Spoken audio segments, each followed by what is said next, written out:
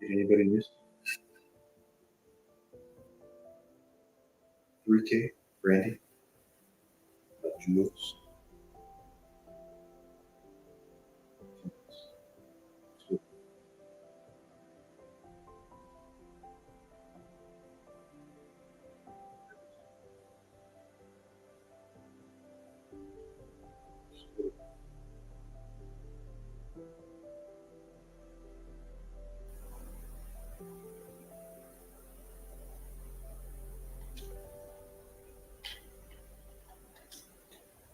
Anybody? Oh, did I see somebody just come back?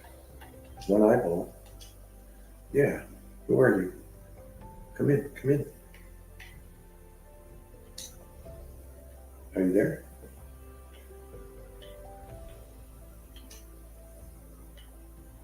Yeah, I'm wondering if I can share screen.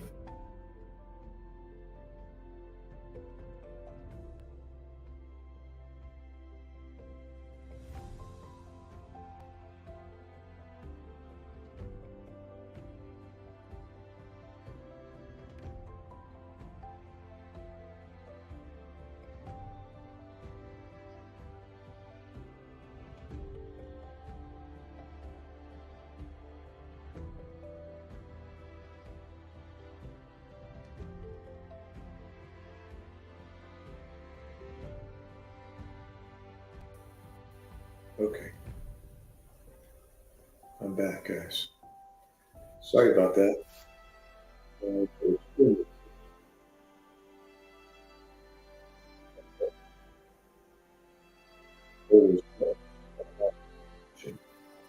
And I ended it. Sorry about that. Oops.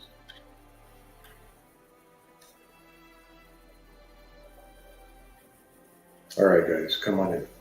Come back, wherever you are. Mammy, there you are. You came back. You found me. I went vertical this time. So, ¿Cómo está? Man, Mammy, how are you, dear?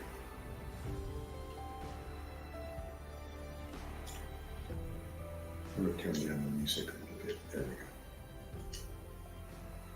go. Lightly fried butter. Poquito español. It looks like you're English, so. And girl in the mirror. Lightly fried butter. Girl in the mirror speaks a little bit of Spanish. Poquito español. Y tú? Lightly?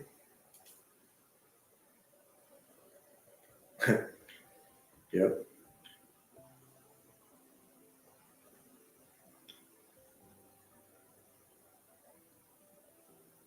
Let's go, Zarmes. Really? What happened? How come you're the first one and you're the third person in the room? What happened, guys? Mammy? Thumbs up? Girl in the mirror? Thumbs up? Fried butter? Thumbs up?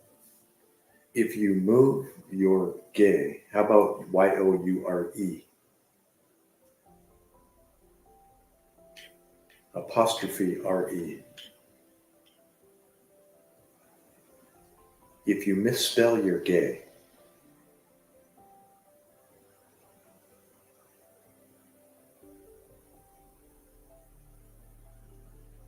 Well, good morning.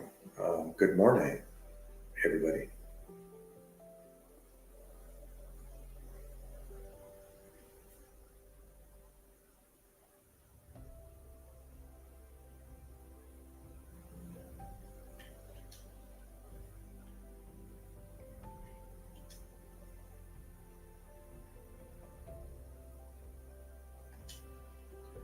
Let's see. Okay. Thank you, girl, for reminding everyone. So, Zarmus, where are you? And fried butter, how about yourself?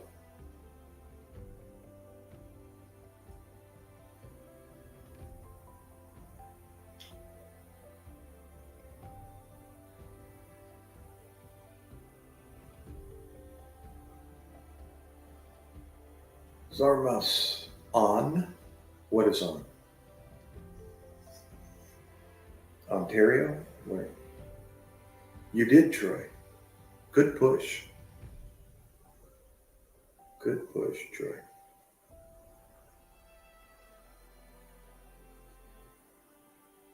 Reinhardt's farts. Troy Reinhardt's farts.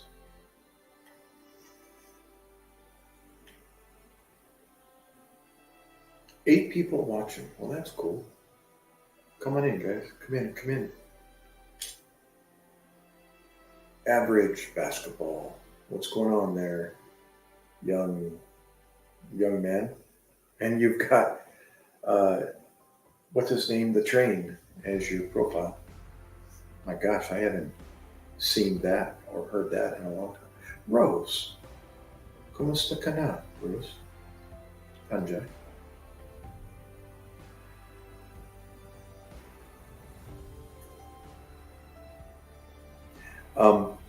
If you don't have a jacket, I'm sorry. I don't have a gadget. Jesus saves. Hoorah. Thomas. There you go. Of course. Well, you must be my children's age then, average. How old are you? Basketball? In your 30s? Possibly.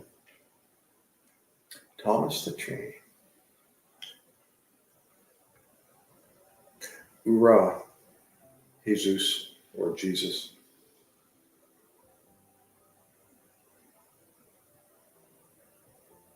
Oh, you're only 14. Oh, okay.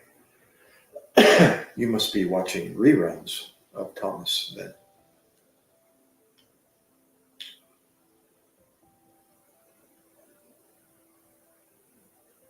Now, what were you watching Thomas the Train on? What channel or what broadcast? What network?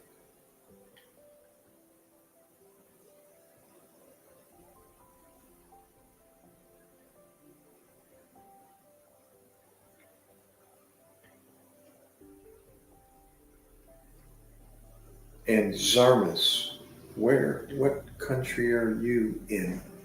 Is that the U.S.? No, it doesn't look like the U.S. By the way, that's right. If you believe, that's right.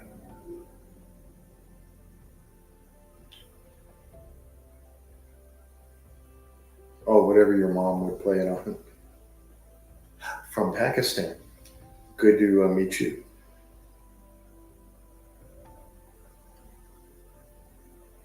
You speak Urdu, Zarmas? Or what dialect do you speak?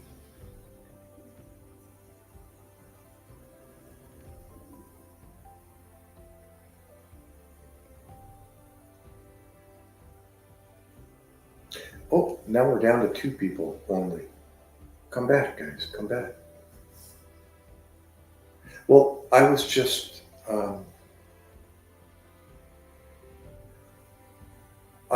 playing a intro video before I came back on Vertical Live. On the 10 principles based on the Word of God. And you missed it. And I tried to look if I could share screen on this Vertical Live, and it kicked me completely out. And I had to recycle and come back.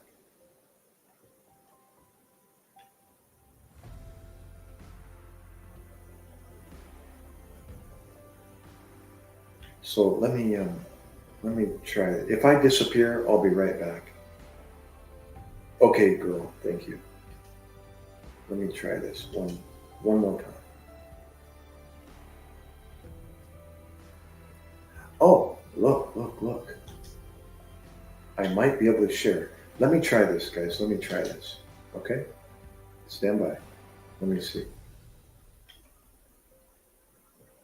Let me, oh, it's going to let me, but let me end the music here.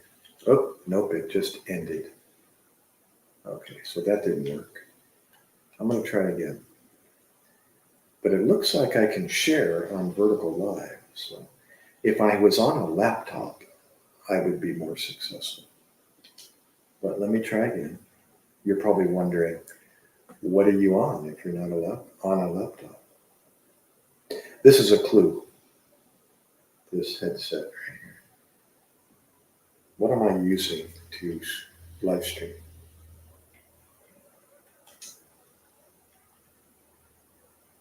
Well, I'm going to play this for whoever is still there. Let's see if you guys can watch this. Okay, ready? This is Principal.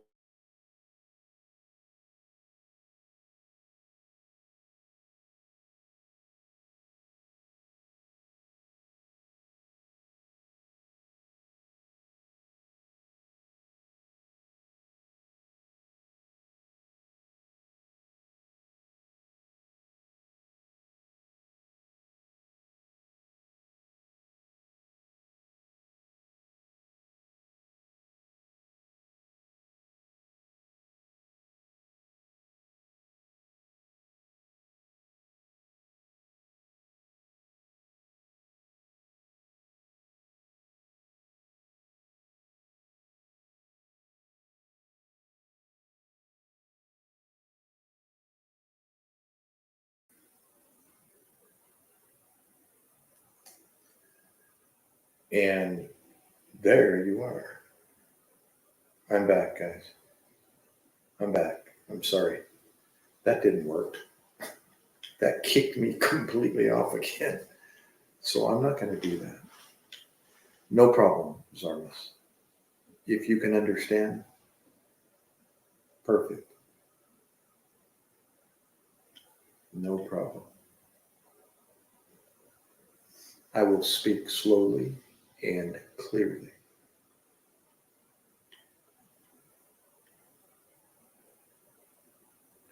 Elijah.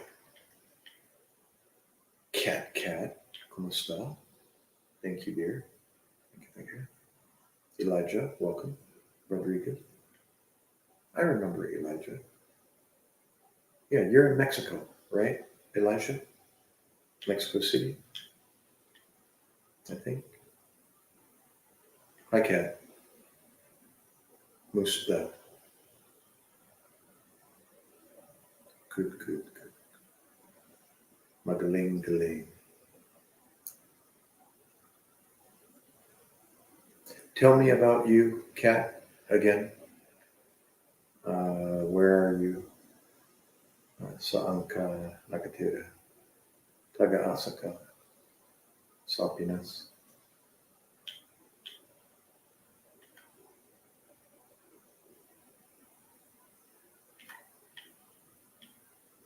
And how about Elijah? Again, you're in Mexico, is that right?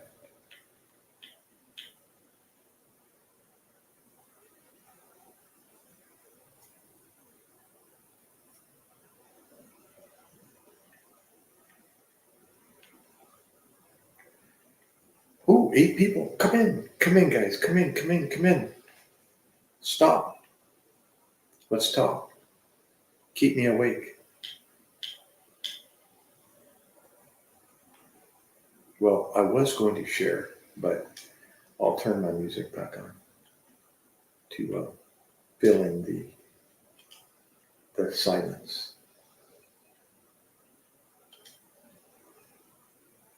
Okay, why is that not playing? I'm clicking on it. It's not unclicking. Interesting. Uh-oh, my music is blocked for some reason.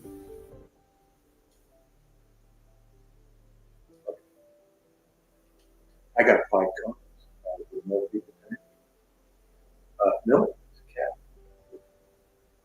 with her hand.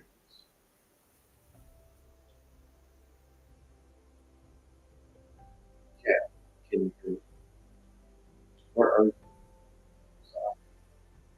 Saudi Arabia.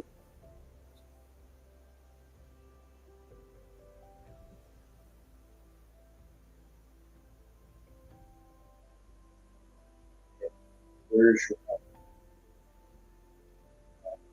buka sa Pinas?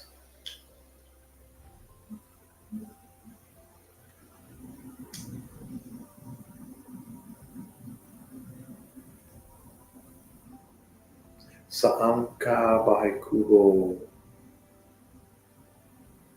mo sa Pinas?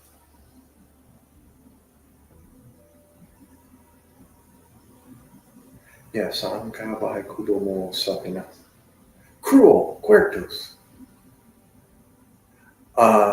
Saying that by. You're right, little G God. Well, that God exists also.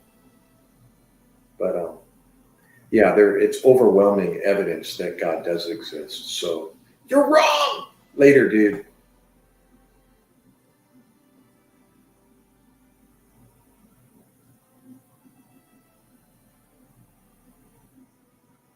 Sucks to be you, CQ.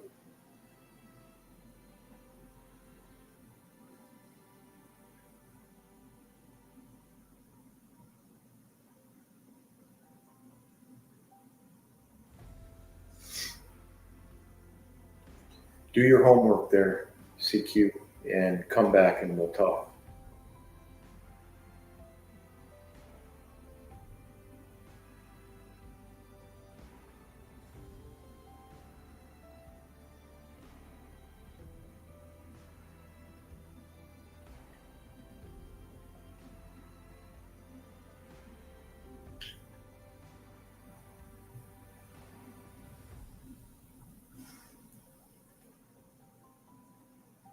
All right. 7 people watching. Come in, come in, come in.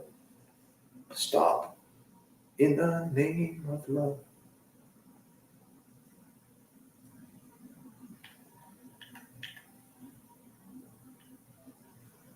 She's got to be listening. Don't pretend like you're not listening, girl.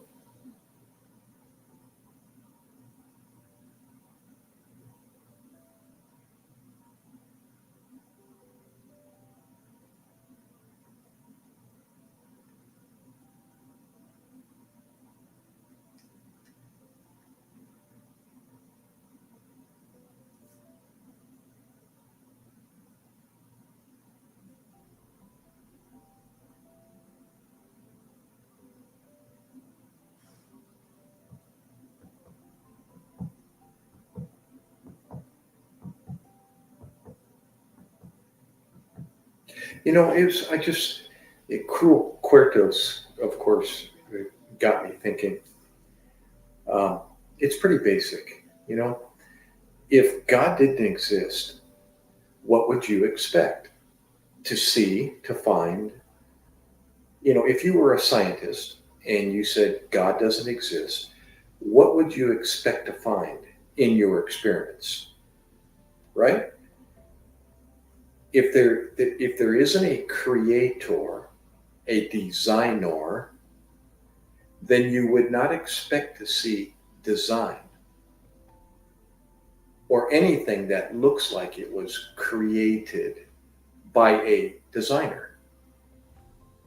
Because the literal definition of a creation is something or someone created it, which involves some thinking, a thought process, like a piece of art on your wall, a painting on your wall. It got there because it had a painter. Somebody behind it must have painted it, right? So if you had things around you that were created, you would expect to see some type of organization by a creator. Or if it was a creator with a mental illness, then you would expect to see a creation that had mental illness behind it, which may not have any organization. It would be just a mess. But you don't see that here on Earth or in the universe. You see organization and clockwork, perfection in everything, in my hand, in my eyeball, in my heart, in the stars, in the universe, in the galaxies. So for anyone to say, just a daily reminder, God doesn't exist, it doesn't make sense to say that. I mean, you can say it all you want, but there's overwhelming proof that one does exist.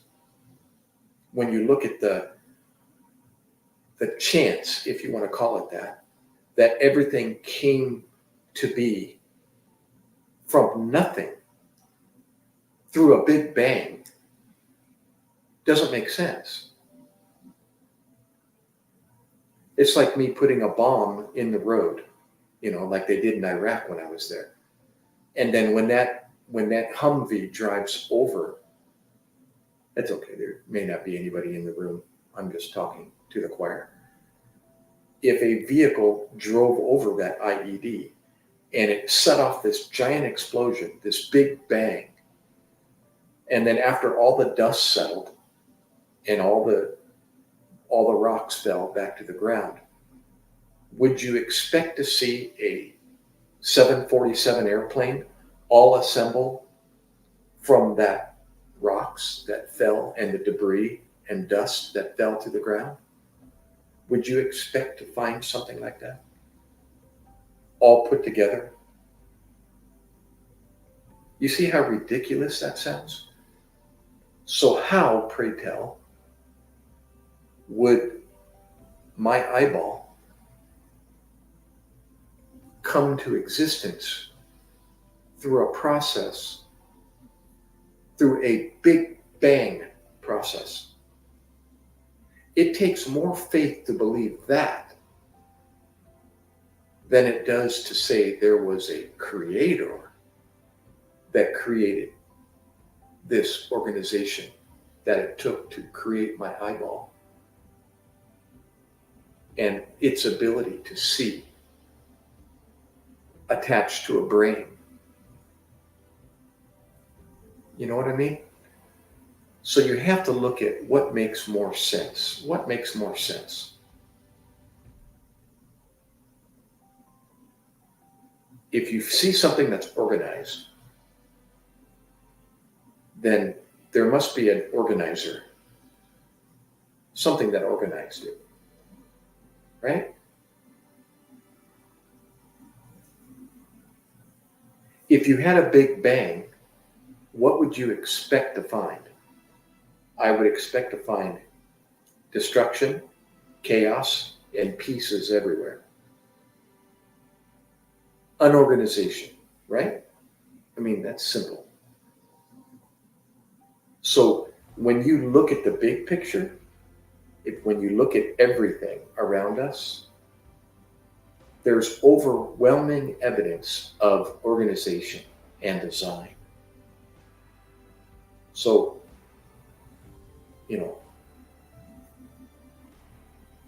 to say, by the way, God doesn't exist, it doesn't make sense.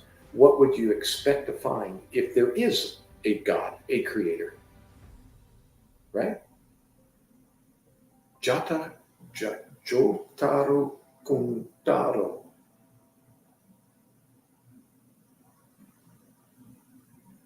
Right? What would you expect to find if there was a God, a creator? Lo and behold, look around you. Look up, look into the heavens, look into the stars, look around you, look at each other. Look at what's around you. Look at nature. Nature.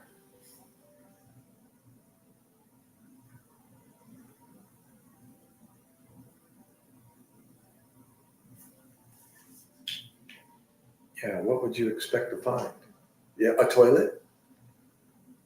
Would you expect to find something like that? Right?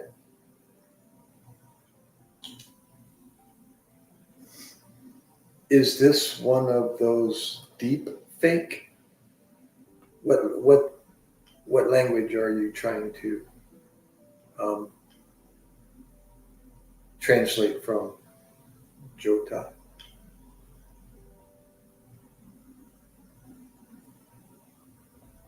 Why Joe Biden wear the Trump hat? Thanks for the longer you stay in my live stream, the better there, Jota. What else? What else you got? What country are you from? Malaysia?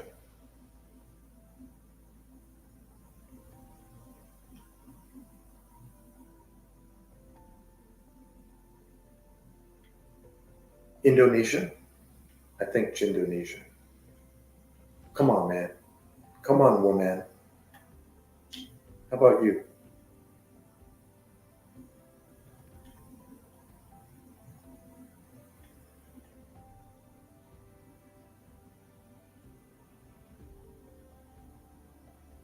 Come on, speak coherently there, Jota. Uh-oh, I just lost my controller. Oh no, I just lost my controller. I have no function of my controller. Uh-oh, it just went black. Stand by, guys. My screen is completely black. I cannot see anything. What happened? Let's see. Microsoft Edge has failed me. Stand by. Let's see if it comes back. I've got my screen back. Let's see if I can get StreamYard back.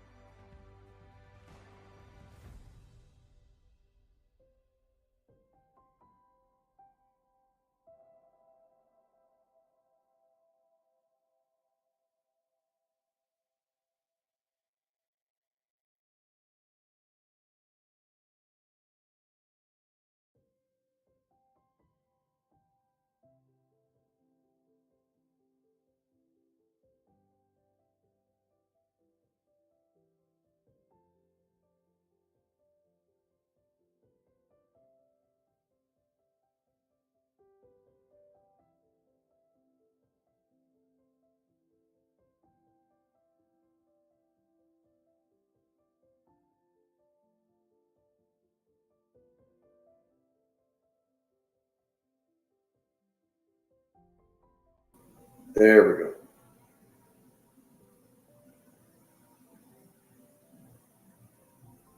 Okay, I'm back, guys. I'm back, Jota. So, what's up your butt to come on to a live stream and start speaking um, rudely? What's up there, Jota? Are you a young man, uh, an expert on the keyboard with Facebook aficionado? Jota, what's the problem?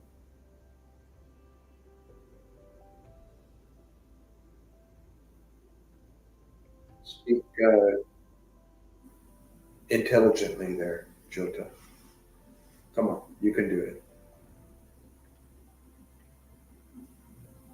Tell me about yourself. Where are you from? How old are you? Are you married? Do you have children?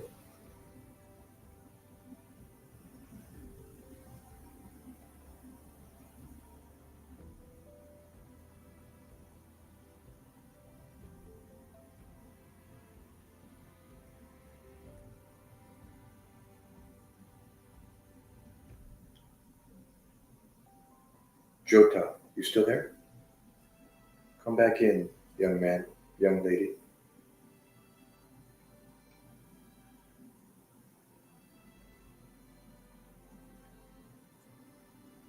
Six people. Come in. Come on in, guys. It's early in the morning. Let's talk. Pour a cup of coffee and come back.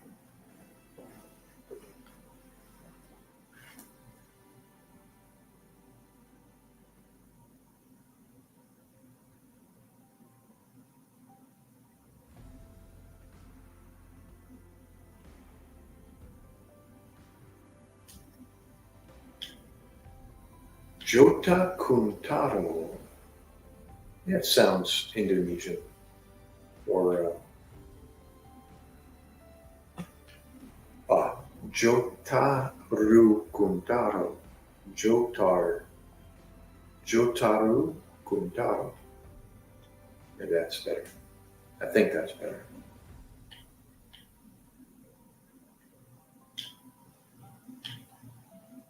Jota left.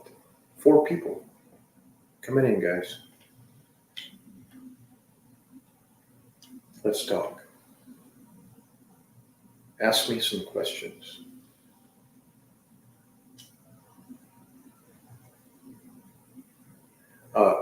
Where did Cruel Cuertos go? And Cat and Girl, are you still there? And let's go with Zarmus. Elijah. Average Basketball. Jesus Saves was here. Who else? Rose. Tanjai. And yeah, the rest. Come in. Oh, come back.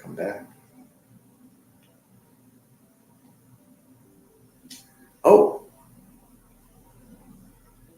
you too, Jota. Thanks for hanging out. That's all right. I'm just poking fun at you too. Not.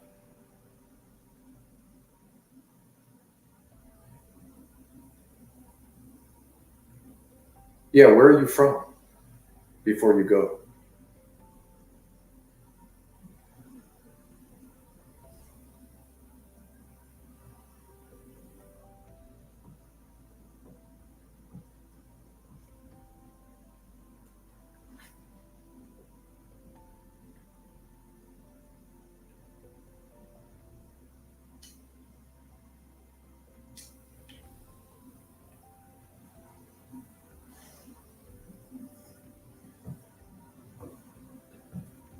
Six people in the house. Come on in, guys. Come on. Well, there's 4 people now.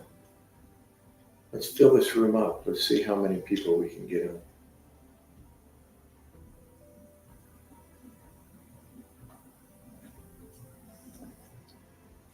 Oh, let's put the headset down.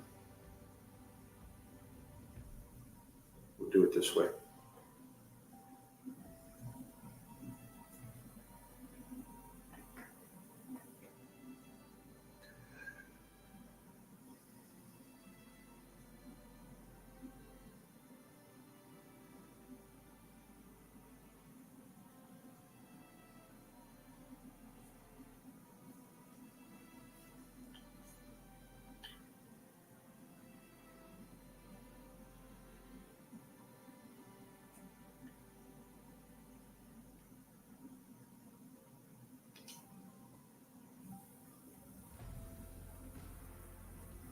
Anybody else? Who's out there?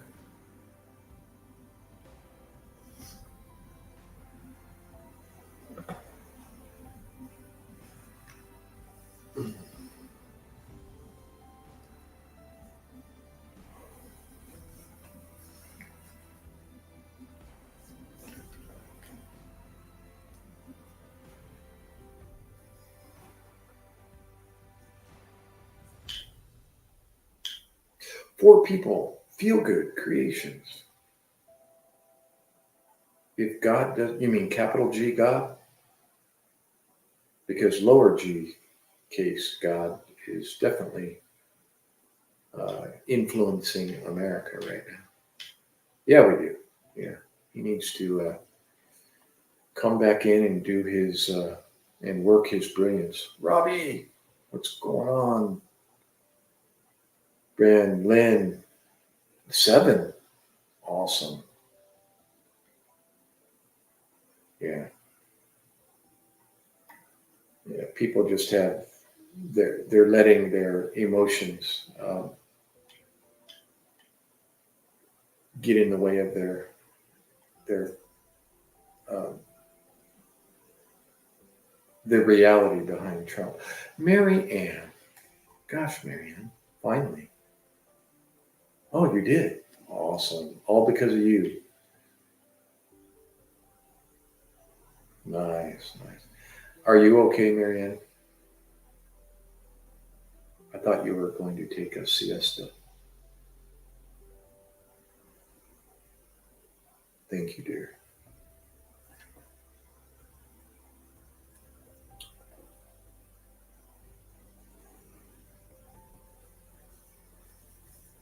Uh, now you made me feel good.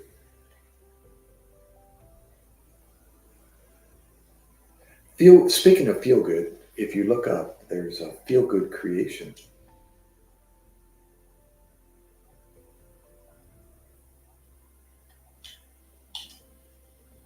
Amen.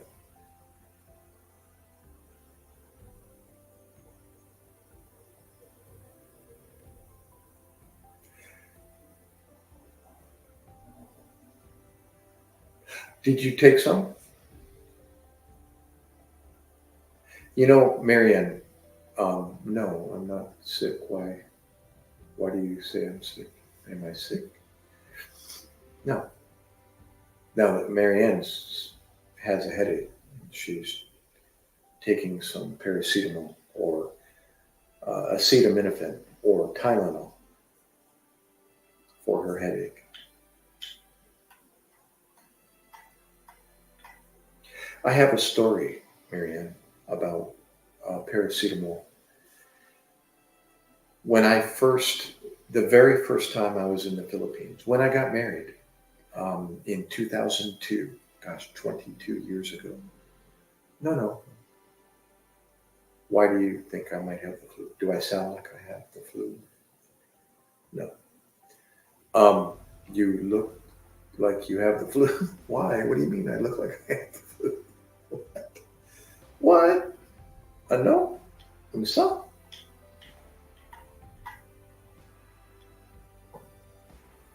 Why? I look sick? Why is it? Is my hat covering up something? Do I look ugly? Do I look hungry? Oh my God. Anyways, Marianne, I was in the Philippines for the first time. No, this was 2007 when I came back 5 years later. 2007, I was in Iloilo and I did some research online. Oh, yeah, that too. Um, I did some, excuse me, I did some research on rock climbing in the Philippines because that's what I have many years of rock climbing, over 30 plus years. So when I was going to the Philippines the second time, I decided to do some research on the internet. Getting or having, let me read what you're putting here. You look like you have the flu. Have is present, like right now. Getting is you're not quite there, is future or in process. How about that? For instance, I would say, I feel like I'm getting the flu. So I might have some symptoms like a sore throat or runny nose or a cough, or I feel like I'm getting a fever. So I might say, um, Robbie, I feel like I'm getting the flu. And your question would be, why do you feel that way? And I would tell you, because I have a sore throat, or I have a cough, or I have a runny nose. You see, that's like in the future, possible future. I might be getting the flu.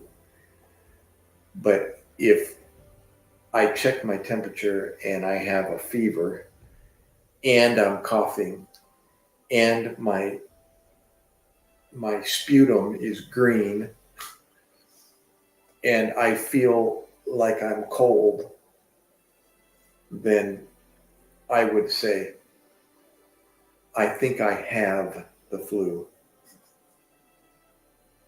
That's more definitive. That's now. I think I got it. I have it.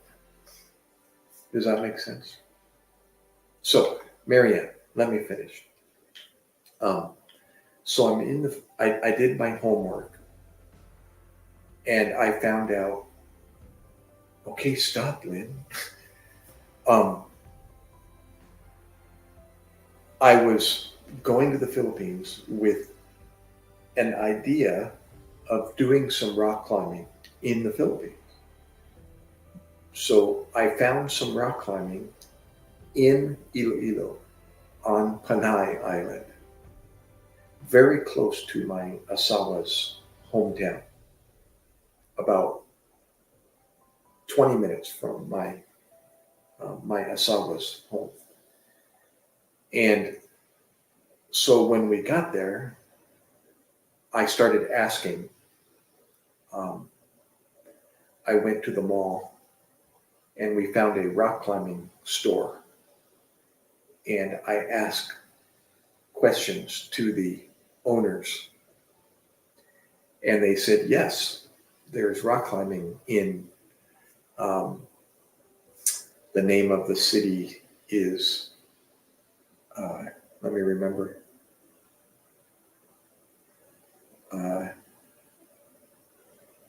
Dingle, Dingle, Dingle. And there's another barangay or another location called Putian. So Dingle, Putian, and anyways. So I organized a trip to go to Dingle. And I was rock climbing all day. And I had an accident when I was coming down, when I was lowering down on the rope from up high. And they were lowering me down very slow, back to the ground. And when my feet were almost on the ground, I was trying to balance on this rock on the ground. And my feet slipped. And I took a short fall, only, 2 feet. But I landed right on my tuet, on my buli, my lebo, and right on the bone, right on your tailbone. And oh my gulai, I was incredibly hurt. So much pain. I had tears coming out of my eyes, and I almost suka. It was like crazy. And after, I was so uncomfortable that I asked the people, we had maybe 10 people around rock climbing. I ask anybody, do you have paracetamol or Tylenol? Okay, Marianne. Bye, dear. Come back if you have time. So, fortunately, one of the ladies had some medicine in her purse, and I took some, and it helped. It helped me a lot. But it was horrible. Um, yeah, so that was my memory of acetamol in the Philippines. No problem, Marianne. Whatever works. Maraming salamat.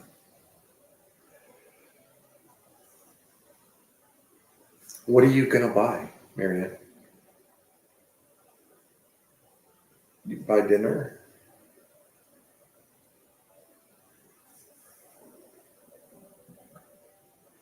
Make me hungry. What food are you buying?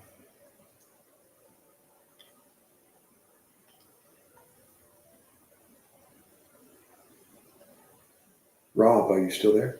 Oh, you said yesterday you watched a movie from the 70s, and the lady from the movie said, back room to the bathroom, just like you said a few days ago. Huh?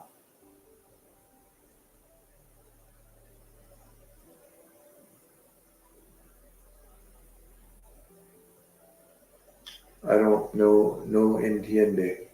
I don't understand. What did I say? I said back room to the bathroom? Huh? Can you clarify? What are you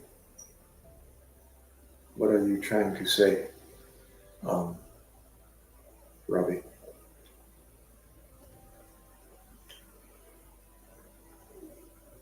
Come in, guys. Who's watching? I see six people up there. Six.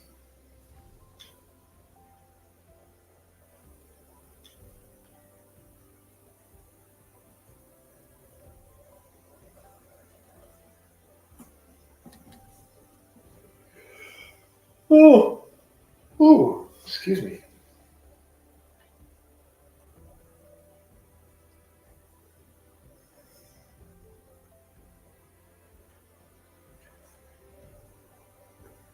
Is there anybody out there that has a emergency medical story? Maybe it happened to you or somebody else. Robert, first time I was on your live, you said I was at the back room and I asked you, "What are you keeping there, Doc?" Maybe you misunderstood what I said because back room is not really a compound word or expression.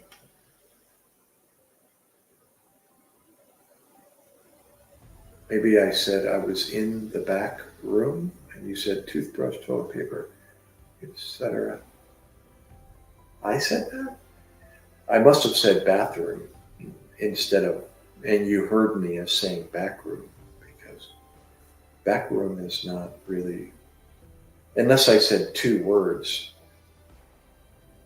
I was back in the room, or yeah, no, I don't. That isn't something.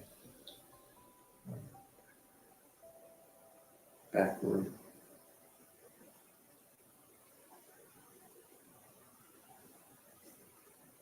If I said toothbrush, toilet paper, etc., then I said bathroom.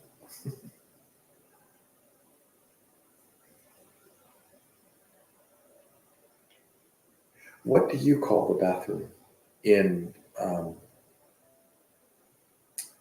I'm trying to remember, where are you again from, Robbie? You're in Albania. Wait, yeah, I think it's Albania, right?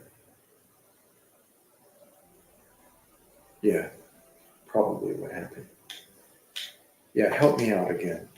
Where are you located?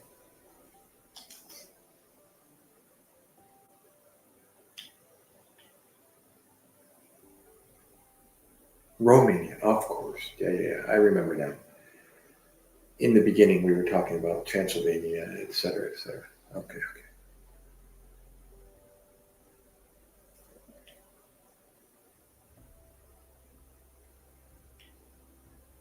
Uh-oh.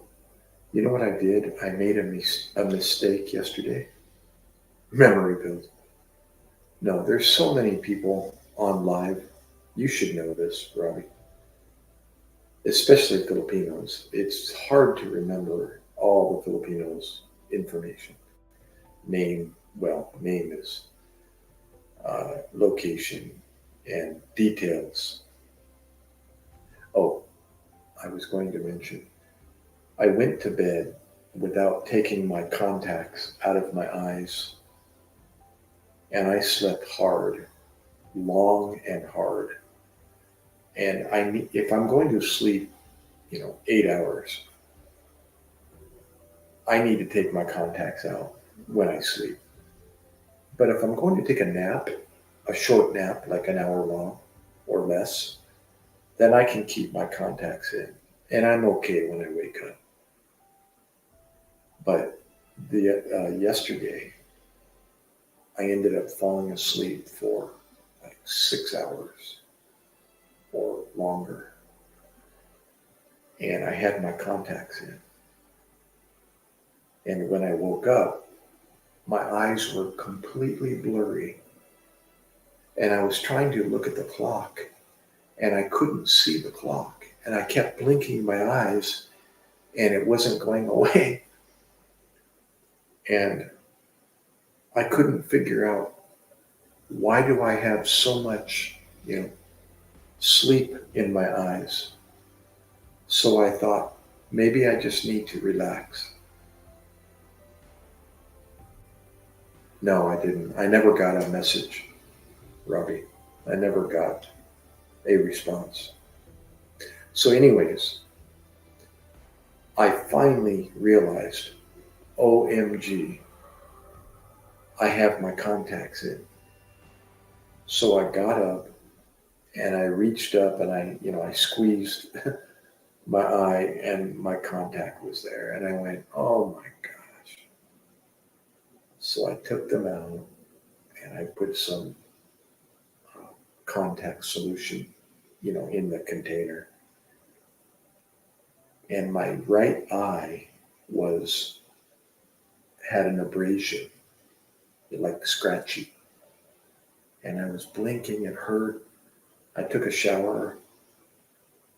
After the shower, I realized my right eye was burning, and then I couldn't put the contact back in my eye.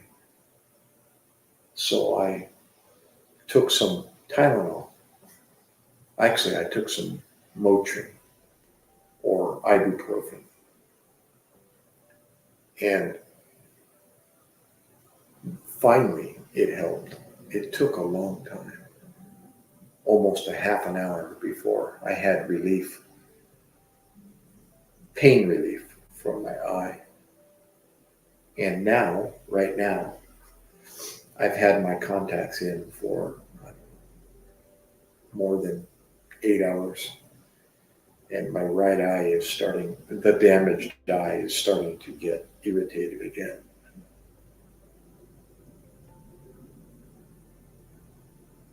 Well, no, with my contacts in, it matters how many hours I sleep.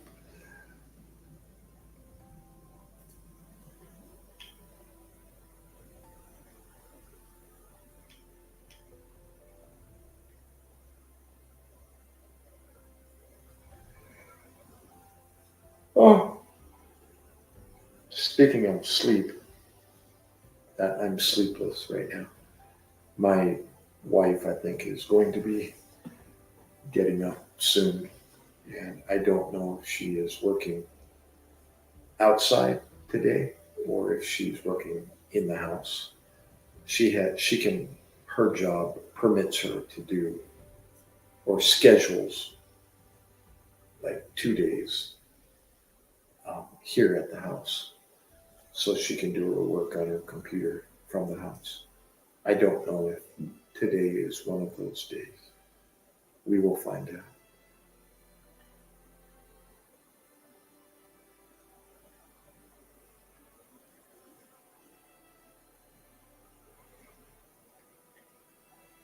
So I got 7 people watching. Is that right? Who else is here? Square feet. It's a 3-bedroom. It's just enough for a small family. My wife, my son, and me.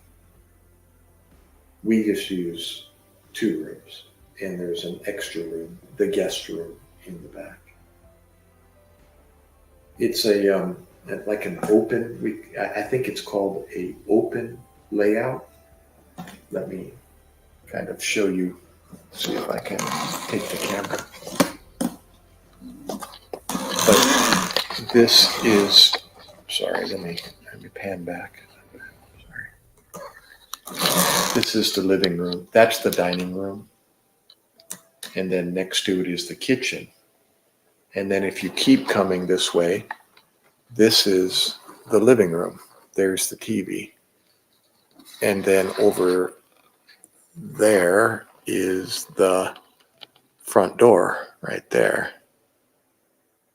And then behind me is the hallway to the bedrooms back there. See that? Oh, back there are the bedrooms. See that? There's no wall. Yeah, there's no wall that divides these rooms. This living room, there's no wall that separates the living room from the kitchen, and there's no wall that divides the kitchen from the dining room right there. You see, it's just one big open wood floor that goes all the way around the house, etc. See that? Does that make sense? Square foot, it is 1,300, about 1,300 square feet, which isn't a big,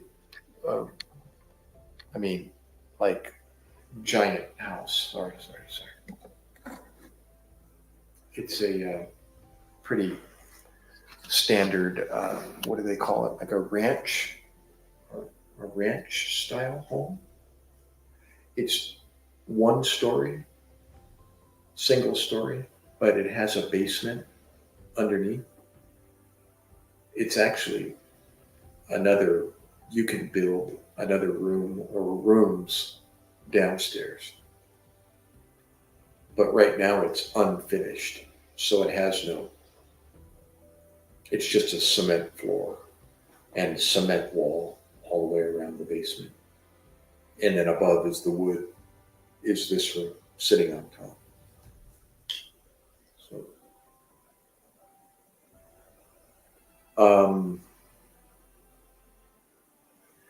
the tax for the house, property tax.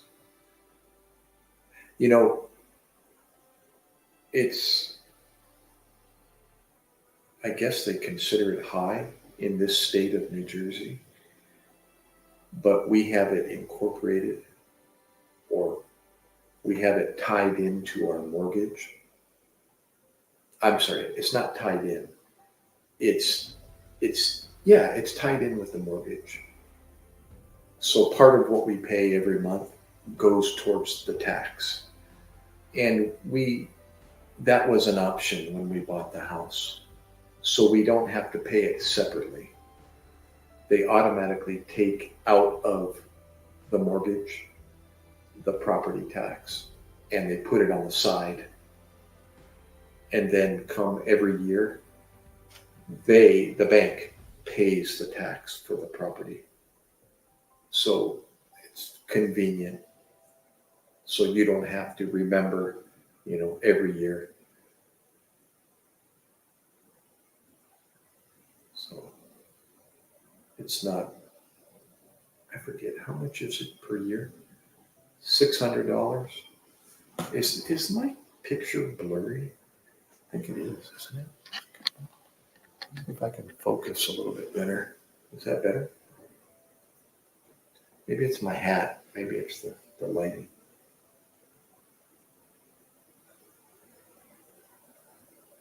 But oh, you're back already? That was fast. Creed, Carter. What's up, Creed? I think I remember you, Creed. What beach is that? Are you on? Wait, are you in the snow? You're in your shorts. Is that the yes. I should take the camera and show you. I was just going to comment, Robbie. The best part of this property is the land. That's what got my attention. You know, a man is always like, we think differently than a woman, you know. Seward, Alaska. You know, when I saw your picture, Creed, that's the first thing I thought of. I wonder if he's in Alaska. I did. I really did. Hold that thought. You know, when a man looks at property, you know, I'm looking at the land around the house, and the woman looks at the kitchen. You know, when I first found this, they were just finishing the house, brand new, 2014. It was a brand new house. And the construction crew was still in the house painting. They do. Oh, yeah, Robbie, they do. Everywhere in America. Fencing is like the trademark of an American home. It is. And like the classic American home has, you've heard this expression, the white picket fence, the front lawn or the front yard with the white picket fence. You know, picket means, you know, the posts going, you know, that constructs the fence with the, you know, the cross members painted white. Yeah, that's the old traditional American home, is with the white picket fence. So, yeah, I don't know where you saw or heard that American homes don't have fences.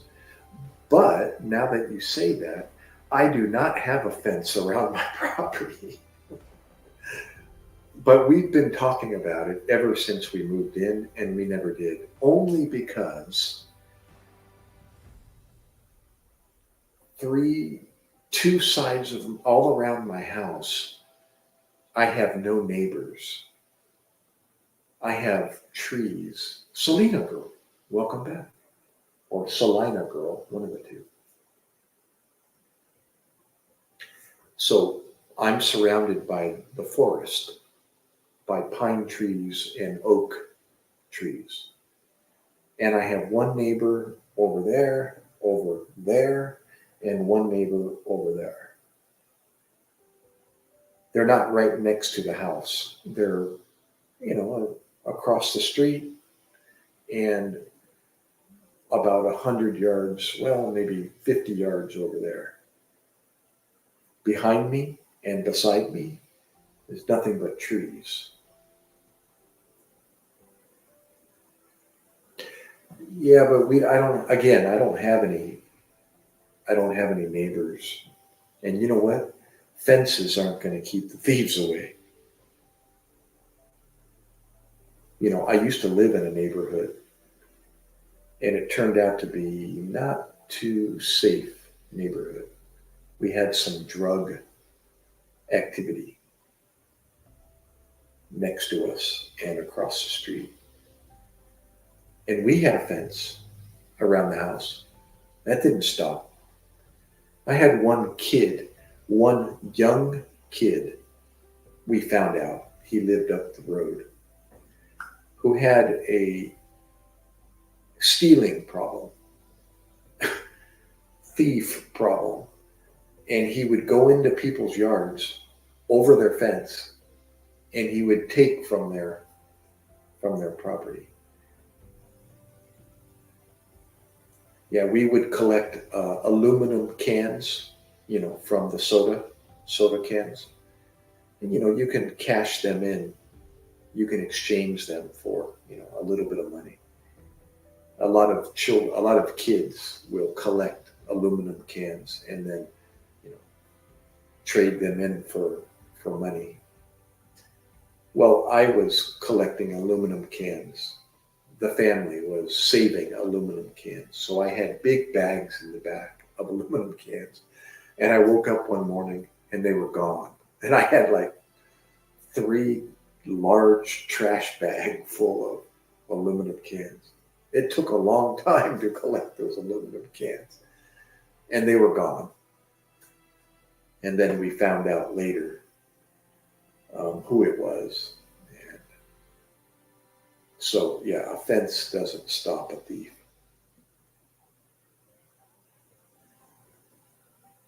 It's a deterrent, but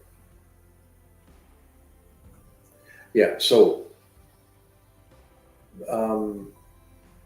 we occasionally, I should say, this area that I live in is pretty quiet.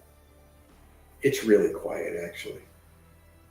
There's no drive-through. It's a dead-end street, so there's no through traffic. So people don't come this way because there's no way out.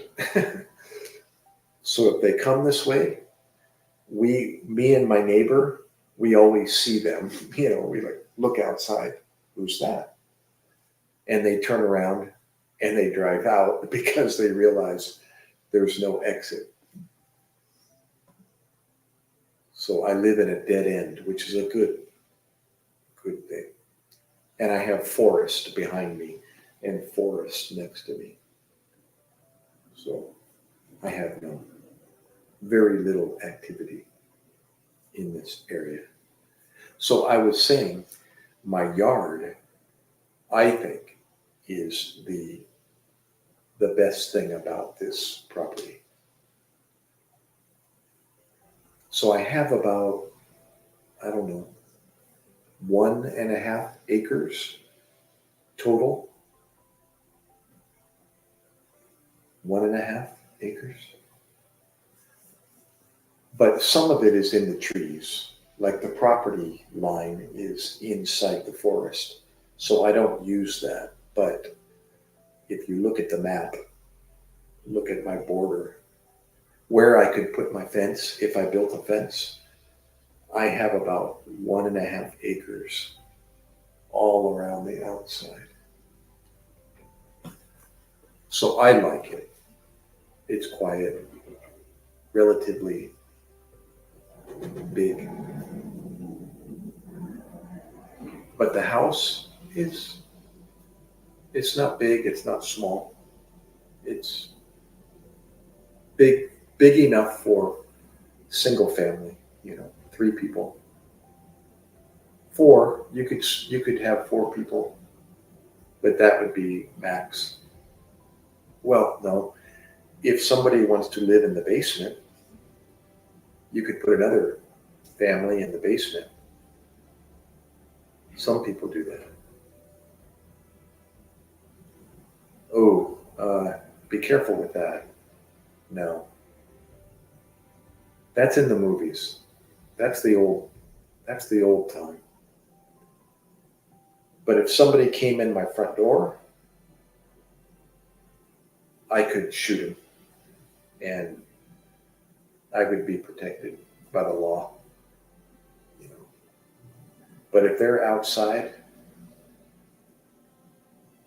it's common sense. And weapons in New Jersey, this state, is not very popular because the state doesn't allow weapons. But recently they changed that. And now you can have concealed carry, meaning you can have a weapon on you, but it can't be open and visible. but you have to get a license for that, and it's not easy. It takes money and time if you want to conceal carry. And they're very strict here in the state. So, but if they're outside, you can't be shooting at them. No. You'll end up in court fighting for your life. But if they're in your home, not good.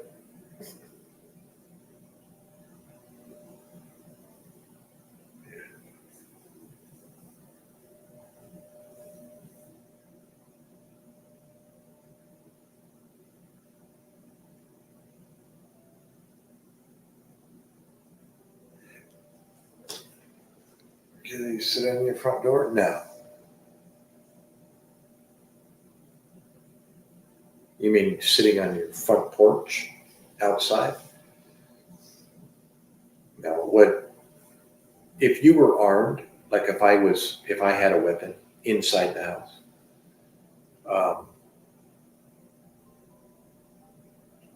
and I saw somebody sitting outside on my doorstep, then I would call the police and let them come and take care of it. But if he tries to get in my house, then he has a problem. Now I have the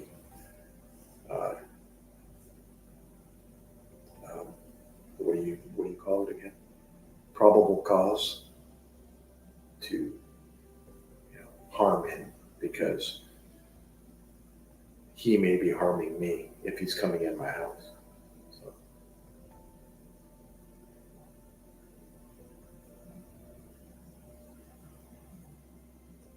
No, I was saying, Robbie, maybe you misunderstood. If he came inside the house, or he's trying to break in the door or the window and come inside the house, then of course, there's some good videos on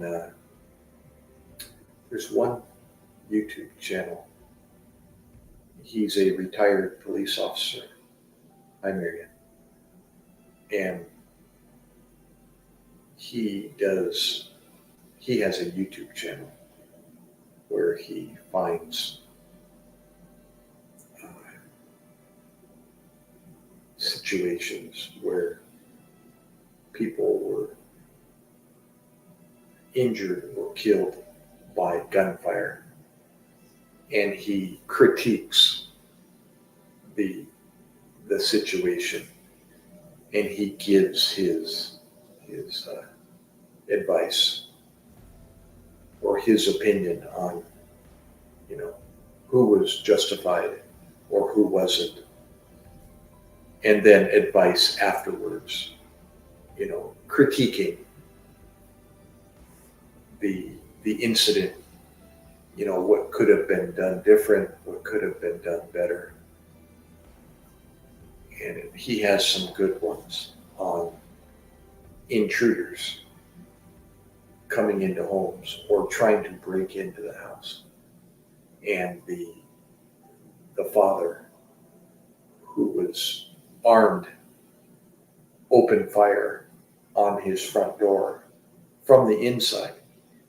He shot through the front door, striking the person that was trying to kick in the front door.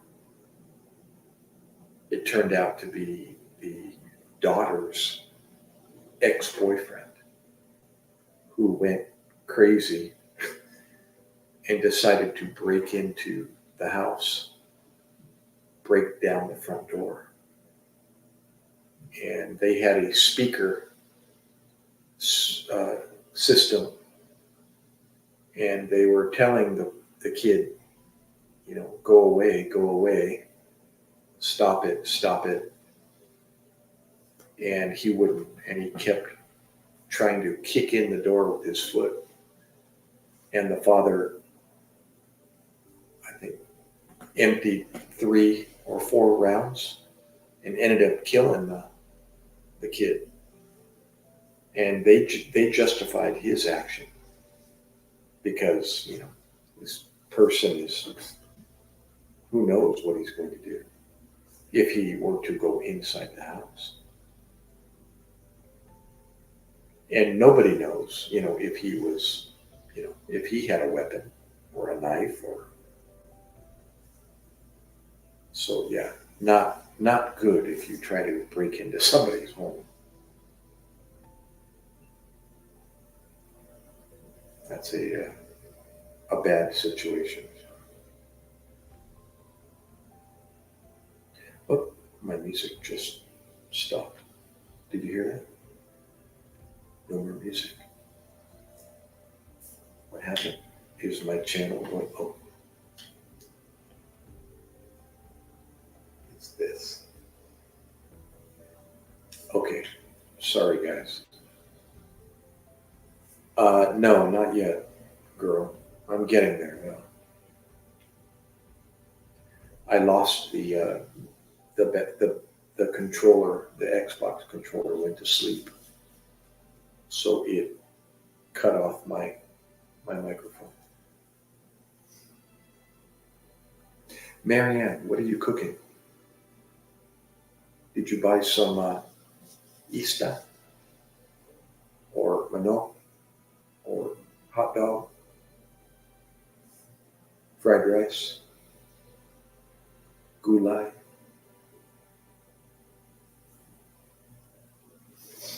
Kanin?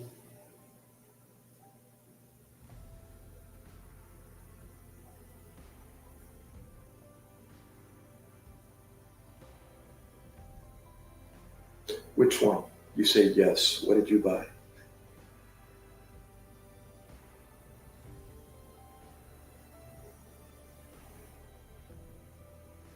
Rice.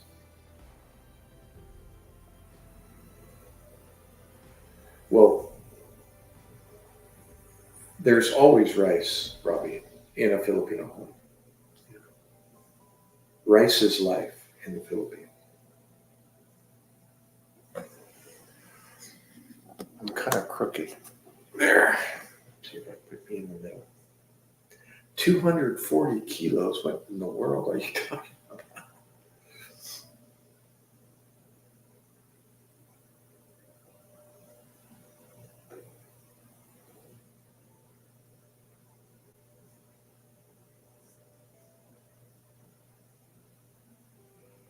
Oh my goodness. Ooh, my right eye is starting to dry up.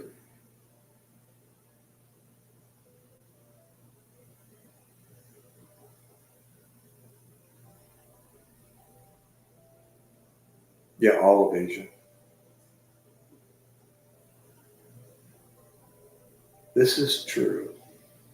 Philippines, Thailand, Laos, Cambodia, Vietnam, India, Japan, Indonesia, Malaysia. Yep.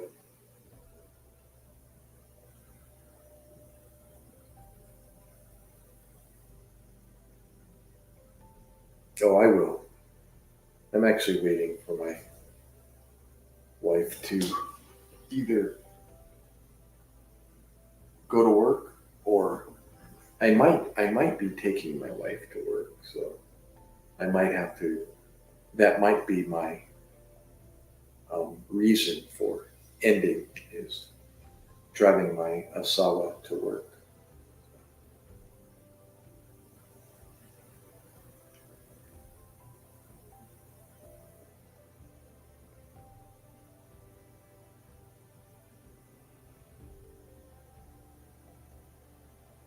How about you, Robbie?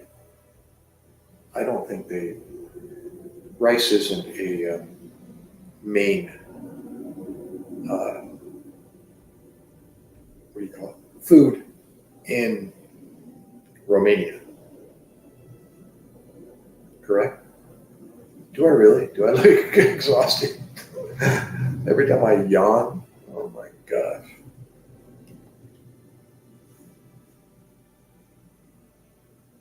Ugh.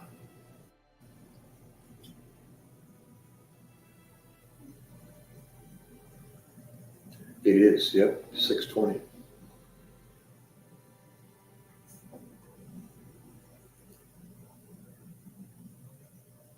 Yeah.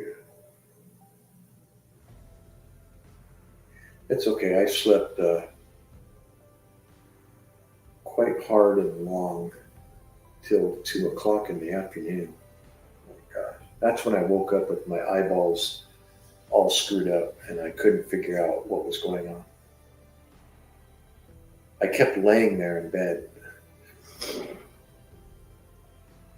Oh, one time every 2 or 3 months, yeah.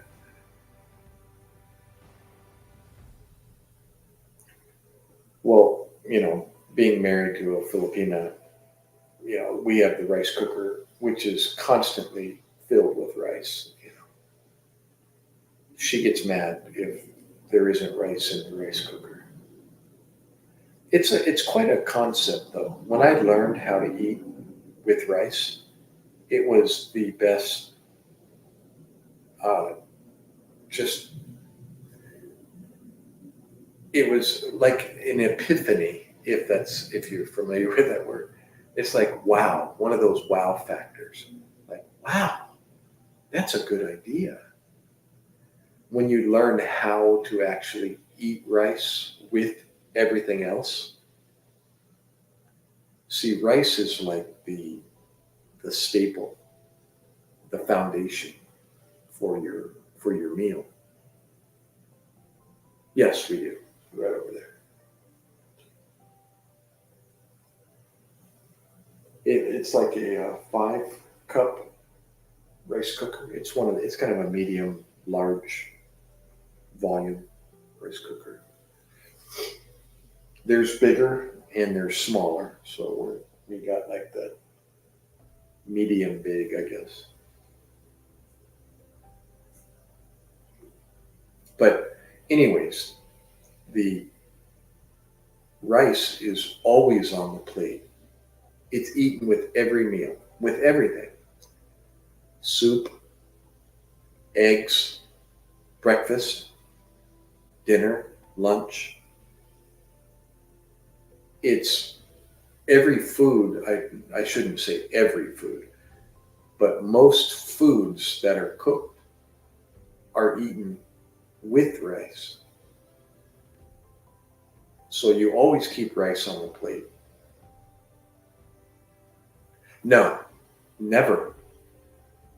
Like my mother would make a dish that had rice, but we didn't even know how to eat rice. We thought we did. But when I got married to an Asian girl, I realized, oh my gulai, I didn't even know how to eat rice. And I had to learn. I actually watched my wife. I was married once before to an Asian girl from Thailand. And she was the first person wow, you see that? My camera freaked out. She was the first person that I had to watch and learn what she was doing. And I felt like a kid in a classroom learning and watching. And I was imitating her. She picked up the spoon in her right hand. No, I wasn't forced. I learned how to eat rice with all my meals.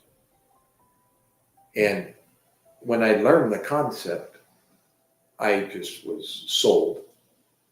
I was convinced that that was a better way of eating.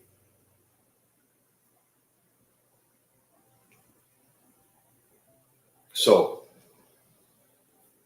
my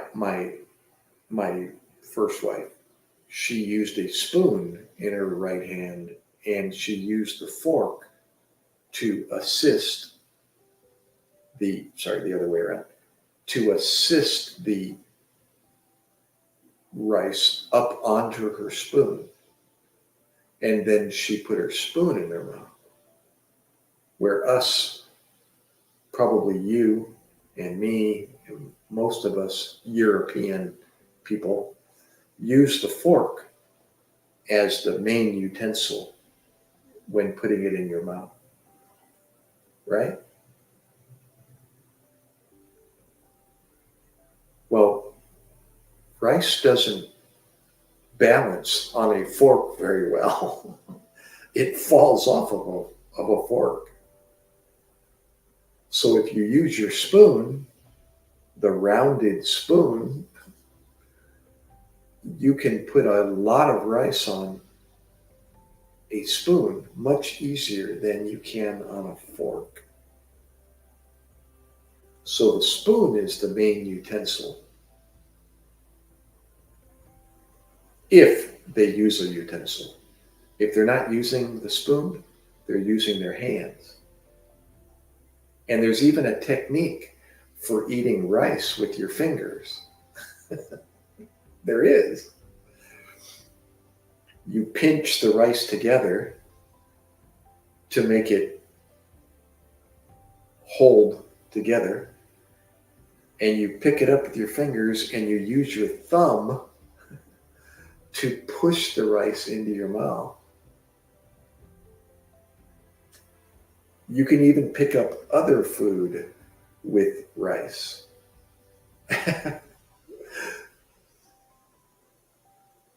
You know, us Europeans would call that primitive, using your hands to eat, or unsanitary, or whatever you want to call it. But it's very common for Filipinos to use their hands to eat with and push their food in with their thumb. It's, if you watch them, they do it so fast. But I had to watch them in slow motion, and I realized I finally learned how to eat with my hands. And I do it, I don't know, 30% of the time.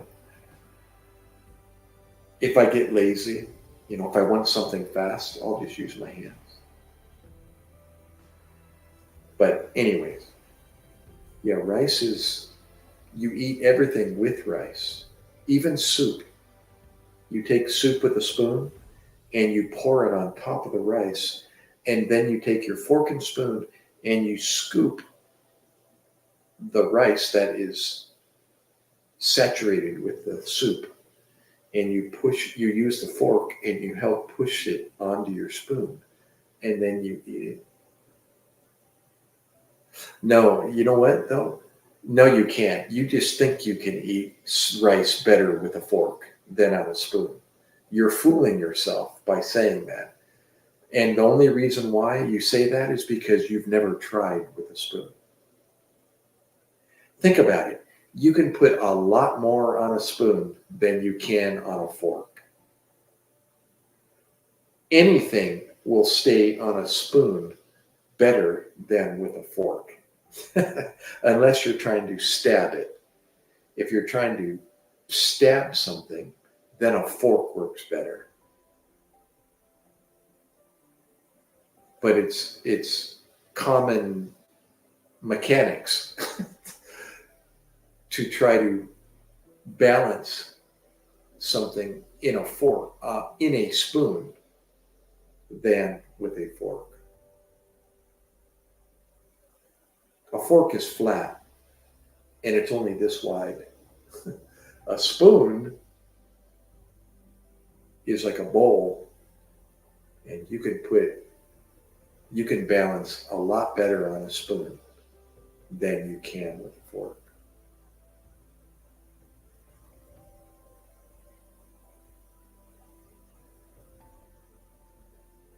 Cuckold rat, you're back.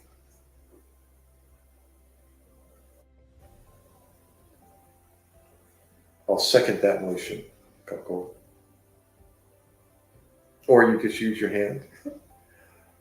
I know it's like a cultural thing, Robbie. If I used my spoon to eat at the dinner table, my mother would correct me, or my father would correct me and say, "What are you doing? Why are you eating? Why are you eating like that?" It's it's a cultural thing because yeah, it's just common mechanics. It's common sense. If you're trying to balance something, put it on a spoon and you can pick it up. Give me 1 second, I'll be right back. Hold on.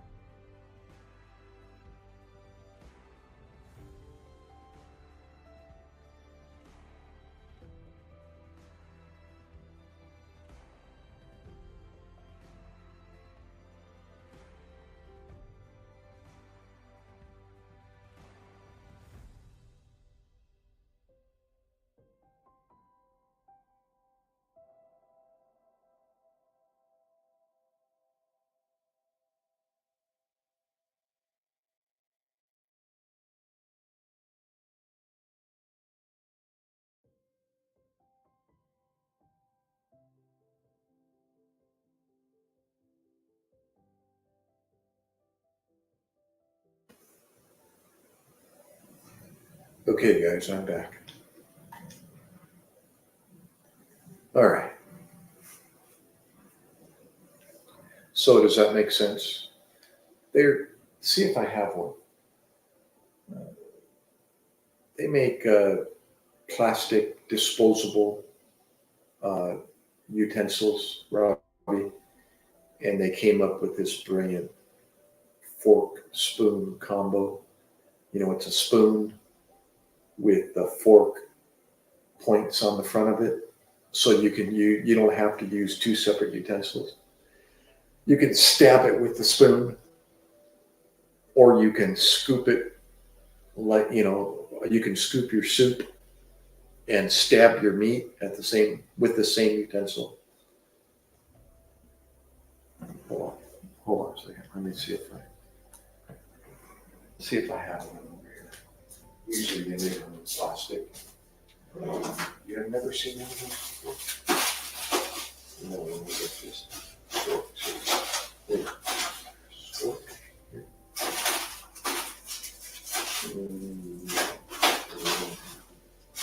They're all separate. Yeah, you've never seen, like, usually with to-go food, or I don't know where they have them, where they make them. That was kind of a brilliant invention, like a spoon fork combo. Yeah, they call them sporks. Yeah. So, anyways, who was it mentioned? Um, Chopsticks all the way. Well, chopsticks work brilliantly with noodles. You learn that pretty quickly. Um, to eat a noodle dish, I frequently will use chopsticks and then a spoon in my left hand, kind of to help. Sometimes, you're grabbing something that might be a little bit too heavy, or you take a little bit too big of a bite, and a portion with your chopsticks, and it gets kind of heavy. So sometimes you can use your spoon to assist it up to your mouth and then put it in your mouth. But yes, chopsticks work well with noodles or sticky rice, or anything that is like a single object, like a piece of something. Then you can pick it up, and eat it. But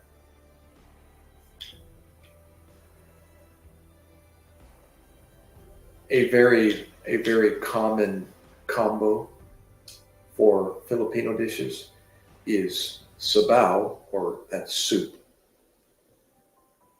and fish. That combination is a very popular combo in the Philippines. You eat fried fish or baked fish, but fried is most popular because not everybody has an oven, that they can bake in. So they're just using an open flame or gas, and wood flame or a gas flame, and then a pan over it with oil, and they fry. So frying is very popular, the easiest, the cheapest. That or boiling. You put liquid in a bowl, and you can make soup or water and boil.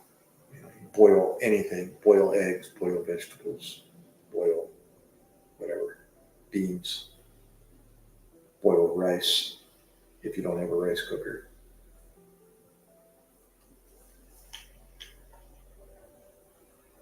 Do what you got to do with what you got, right, guys? Yeah. See, where is it? Over there. Spoon and fork over on the wall, right there. There you go. And I mentioned earlier a spoon with tines on it. That's what those points are on a fork. That's why in Spanish or in Tagalog they call the fork a tinador. Those are tines, Tine, or Tin, tinador, cuchara, tinador. So those are tines on a fork. Tine in English, Tine. Did you know that, girl? Tinador. Tin is describes the points on a fork. Yeah. Tinador.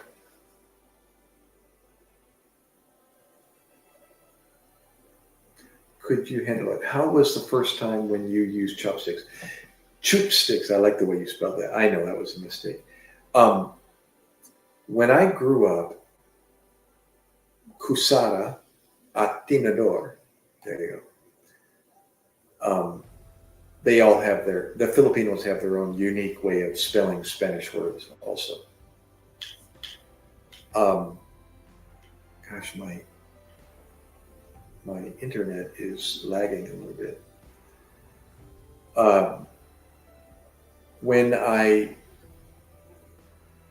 was young when I first handled chopsticks, only because my father learned how to use chopsticks apparently when he was in Vietnam. He was deployed there in the Navy and also worked there as a civilian contractor. And Wilma, Enage, Enage.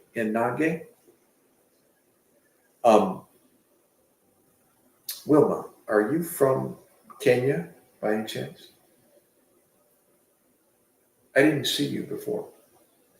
Anyways, and I remember as a child, he was teaching us, he was a lefty.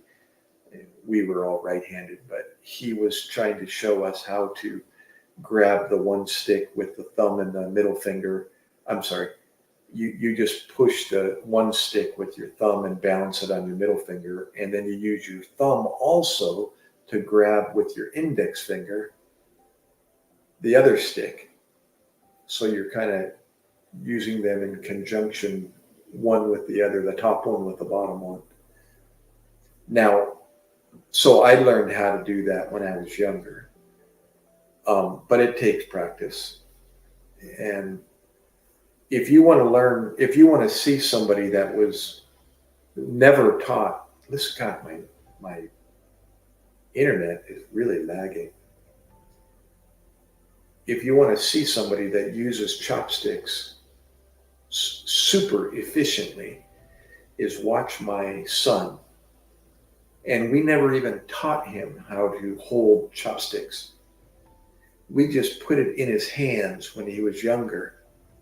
And all of a sudden we looked over and he's just naturally using them and picking his food up. And my wife and I were looking at each other like, oh my gosh, look. And he uses them better than we do. It's almost like it was ingrained in his DNA or something. And he just like naturally, and he's left-handed. And he just naturally, he doesn't even hold them like I do. He just picked them up and it's like part of his hand. And I was like, whoa, look at this kid.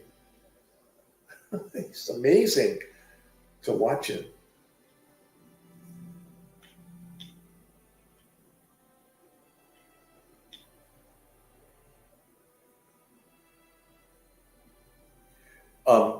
So the first time was, you're uncoordinated, of course, but now I can use them pretty efficiently.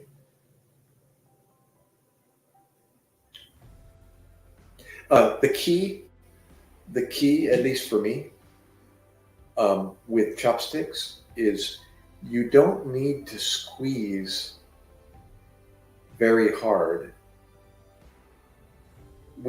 I had a tendency to, you think you have to squeeze hard in order to hold it, where it's actually the opposite. You don't need to squeeze hard at all. And you can pick things up even with a little bit of pressure.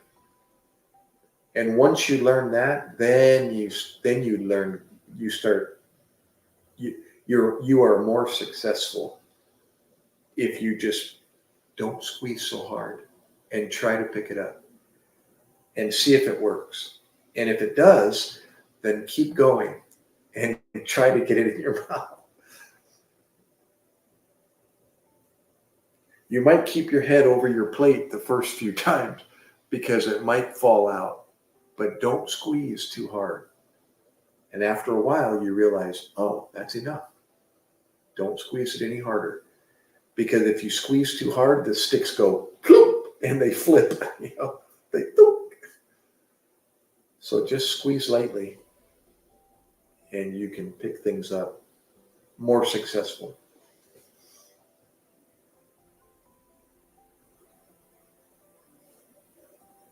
But chopsticks aren't very efficient with rice unless it's sticky rice.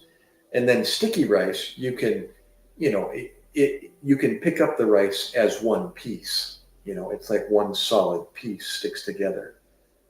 So like I said earlier, if you're picking up a single piece of something, you can use chopsticks.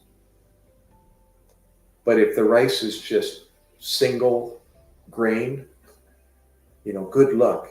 That's why you'll see people hold their bowl, or they're usually a bowl of rice, and they use the chopstick like a scoop, and they put their mouth close to the edge, and they just push the rice into their mouth with their chopsticks.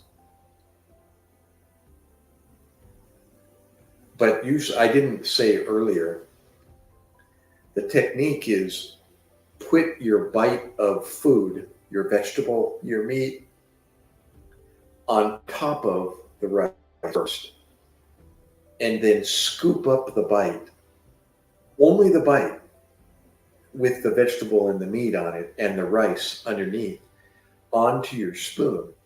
And then it's easy.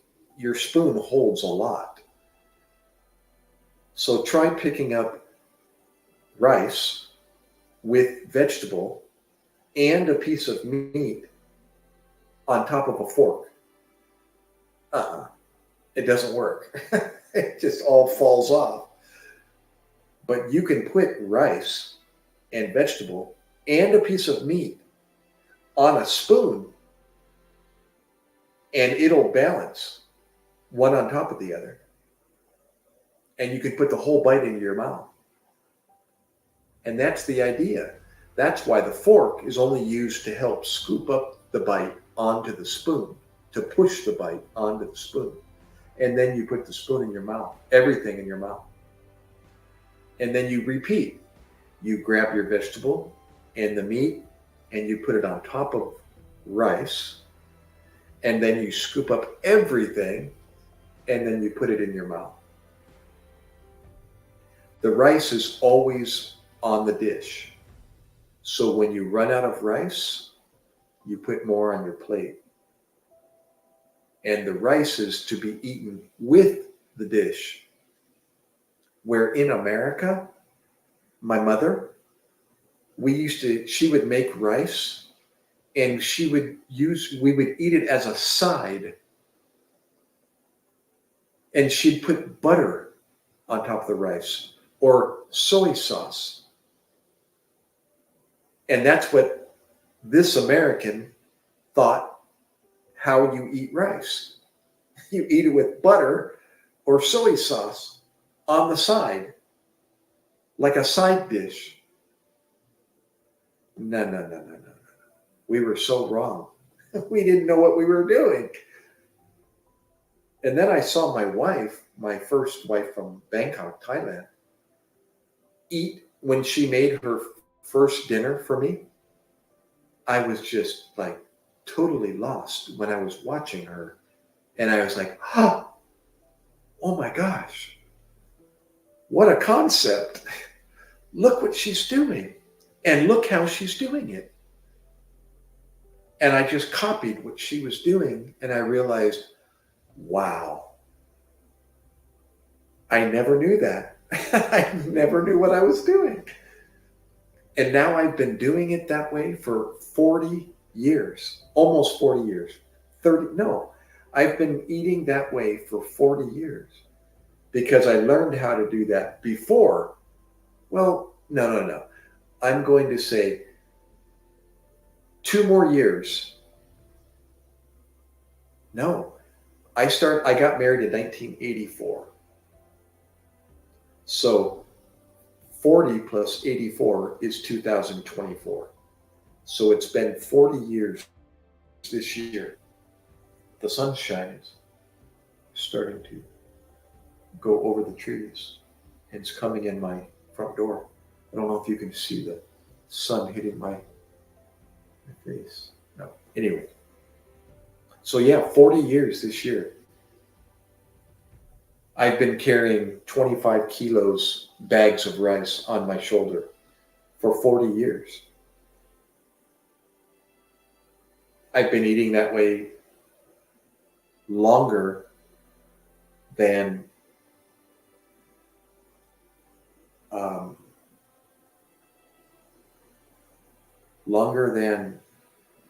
I've been alive. I mean, half my life. 2/3 of my life. Yeah, I'm 60, so 20, 20, 20.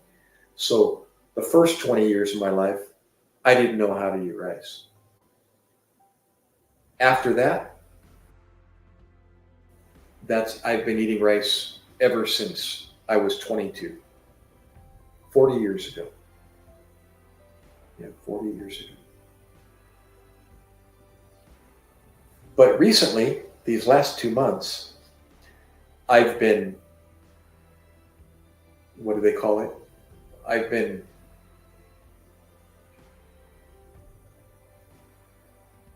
limiting the amount of carbohydrates in my meals. So about 3 times a week, I will incorporate a rice dish or pasta or bread or, the cheap carbohydrate. I'll call it a cheap carbohydrate. The white carbohydrate, rice, bread, pasta. 3 meals out of 7. And I dropped almost 15 pounds in 3 months. I went from 180 German Nazi force. It's quite a name there. German Nazi force. Do I look like John Cena? That's a first. I've been told Pierce Brosnan, 007.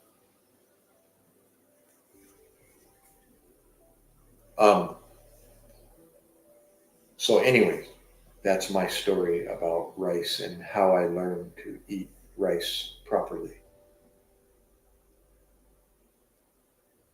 What's up, German? Thanks for finding me and stopping if you're still there. Where are you located, German Nazi force?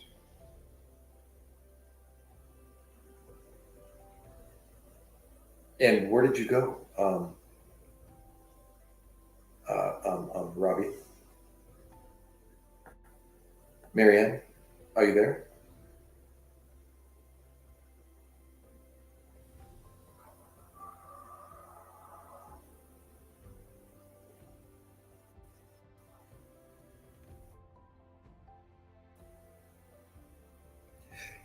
Oh, you did watch the video, Marianne, my rock climbing video last time.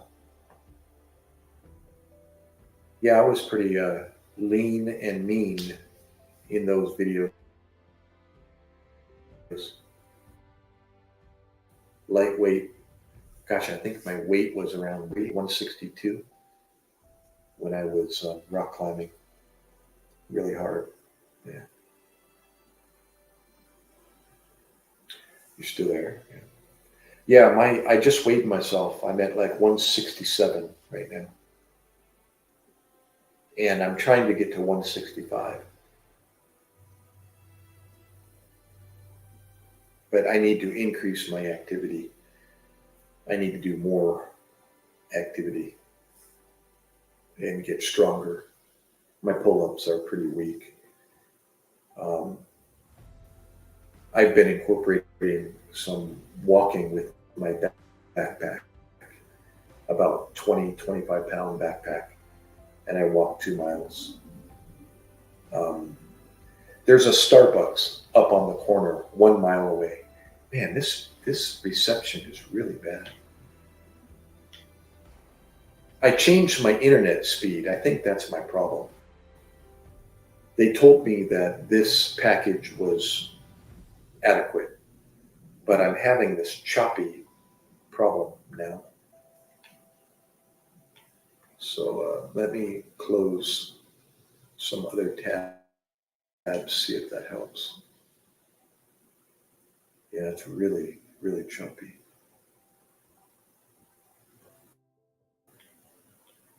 I just clicked on the close tab and it's not registering. This is horrible. There we go. There's one. Let me close this one. Man, this is horrible. I can't even operate my mouse. Can you hear me? Okay. I think my voice is fine.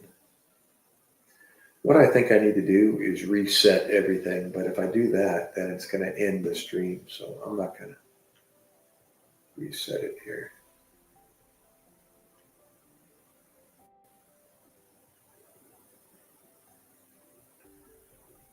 And yeah, I'm feeling a lot better. Um, oh, my screen just went black again. Stand by, guys. If I disappear, I'll be right back. My whole monitor went black. Ruh-roh. I'll be right back. I'm going to reset, but don't go anywhere. Let me see if I can restart, and I'm going to come back here. Hold on.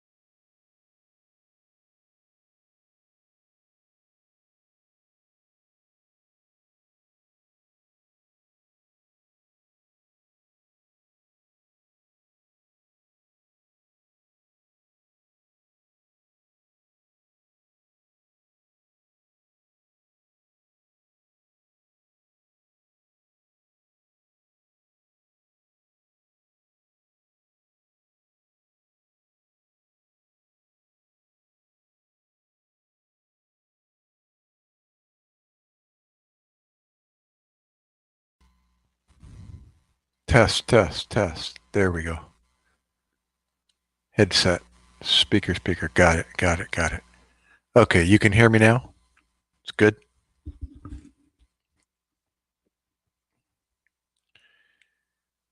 When I use my camera, it automatically defaults to that audio using the microphone on the camera, but I have to change it to the headset. So it should be good now. Good, good, good. Okay, good. Thank you, girl. I was saying um, the internet got so bad that I lost control of everything. The controller, and then the screen went black. Hold on, I gotta zoom in a little bit here. The screen went black, so I just reset everything. I reset the Xbox, the television, everything. It's still not clear. Hold on. Settings, camera. Oh, I got high definition. Okay, I got that. Excuse me. Let me try to focus a little bit better here. I got to focus on my pillow. That's about where my head is here. There we go. Okay. What fell down? All right. Oh, I know what fell. There. Okay. So so I reset everything and it's much better now. While I was waiting, I made this protein drink that I learned. And it's one saging, one orange, 1 cup of spinach, and 1 scoop of this protein powder that I bought, and 1/4 cup of water, and blend it with ice. And it's like a frozen shake. Mm-hmm. Mm. It's a smoothie. It's what they call it. So, am I clear? Is that clear enough? I look a little bit blurry. It is. It's really tasty. Um, so that's my breakfast snack or whatever. And then, for instance, instead of rice with my eat lobe and um, longanisa or meat, whatever meat I use, I will eliminate the rice and only have the eat log and the meat. You see? But then tomorrow, I might have a scoop of rice. But I don't have rice every morning now. I only have it like 3 times per week out of 7 days. And so I still eat what I want, but I don't eat it every day. They call it cycling your carbohydrates. So you're still eating your sinigang and your ista and sabao and you know all of that, but you're you're cycling your rice instead of every day, maybe 4 times per or 3 times per week or 4 times per week. So yesterday morning, I bought, I bought 1 pound of hamburger meat, ground beef, frozen. And I chopped the 1 pound into 4 sections. So I have 1/4 pound per portion, right? So I cut it in 4 pieces and then I freeze it. and I take one portion for me, and I get 2 eggs, 2 eatlog, dwa, right? Dwa eatlog. And I will make the meat first, salt and pepper, whatever, and then scramble eggs, and I put it in a bowl, and I eat the meat, the ground meat with the eatlog only, with no rice. And I get full, 2 eggs plus 1/4 pound hamburger. And there we go. And maybe protein shake or fruit, any fruit, apple, orange, saging, uh, cherry, strawberry, blackberry, blueberry, apple, any fruit. So you're eating the same, but you're only cycling your carbohydrates. So you're not eating so much rice. And I dropped 15 pounds in almost 3 months. The end of this month, I think, will be 3 months. The end of June. No, sugar, they use honey, and they recommend they use a lot the Splenda sugar substitute. But sugar is not eliminated.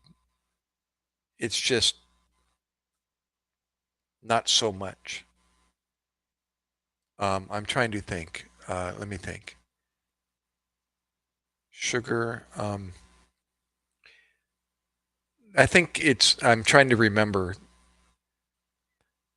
what they're using for sugar. They use honey a lot. Oh, another snack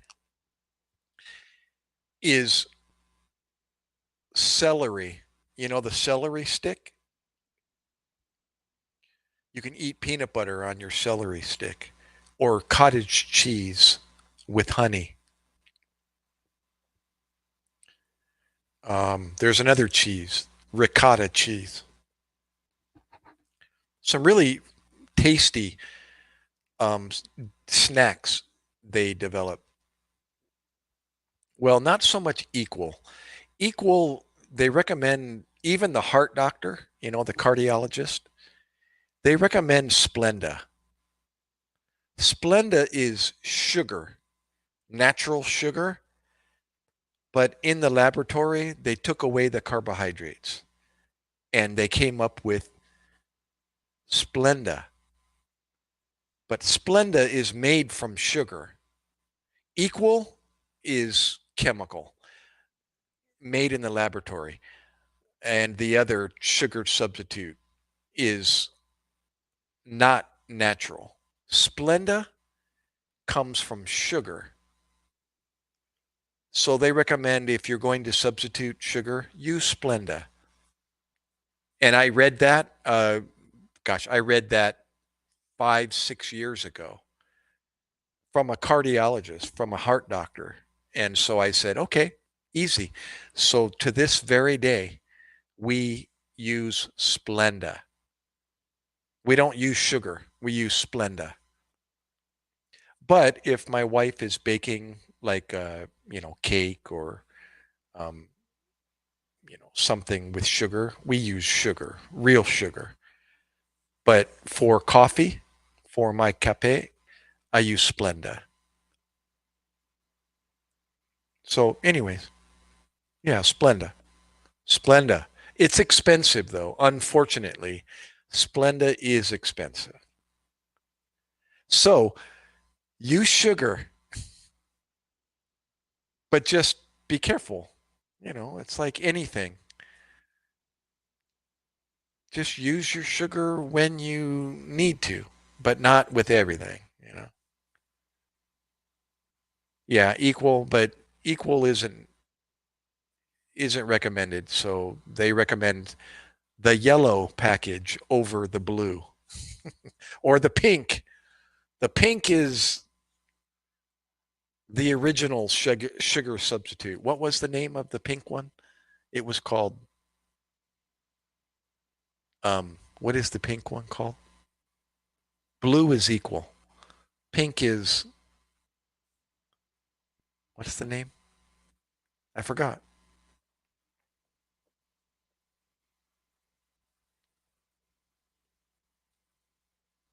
Wait, is blue equal or equal is pink?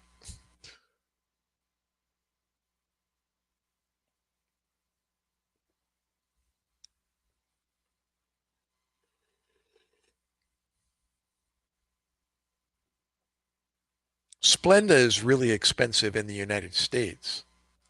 So if it's expensive in the United States, it's probably expensive in the Philippines.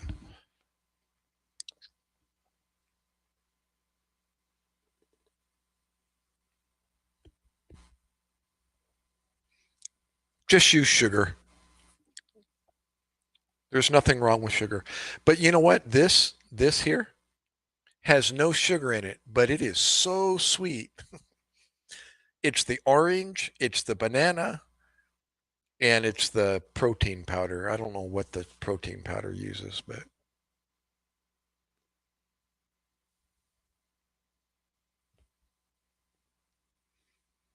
who's still there? Is Robbie still there? Is Marianne still there? Is how about Wilma? Wilma, where'd you go? Are you still there? Um, who else is still alive? NY. I didn't get to talk to you. The letter N and then the word Y. This one. This guy. NY. Oh, cuckold. What about cuckold rat? Yeah, what about a spork? He said. He's the one that said it first.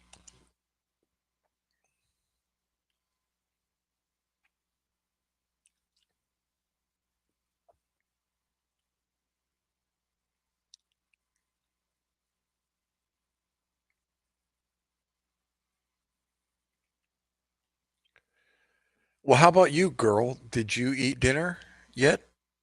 It's 7:30 over there. What did you have for dinner tonight? Yeah, Splenda is expensive. I know. So, you know what? My recommendation, sugar. Just use regular, normal sugar. Because how often do you eat sugar? I mean, you haven't ate dinner yet? It's 7:30, dear. My goodness. No dinner tonight or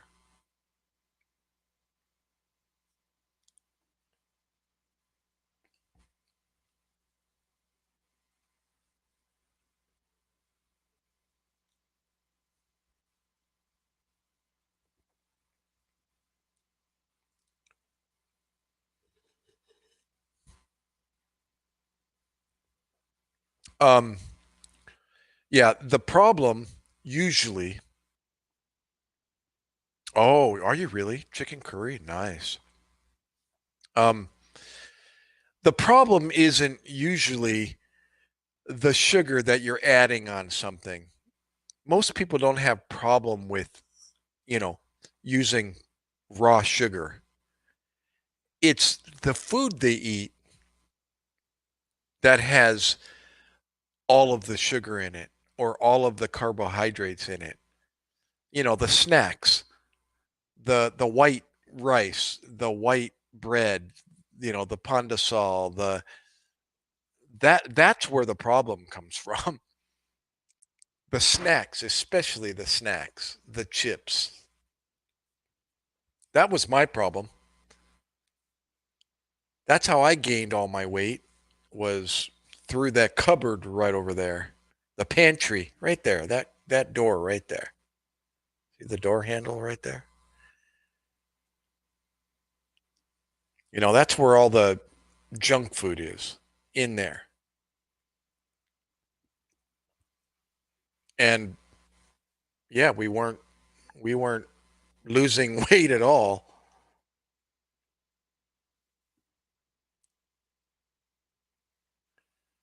Yeah, correct. Yeah, the brown sugar. Yeah. Is brown sugar cheaper than white sugar? Or is it a little more expensive? I think it's a little more expensive, no?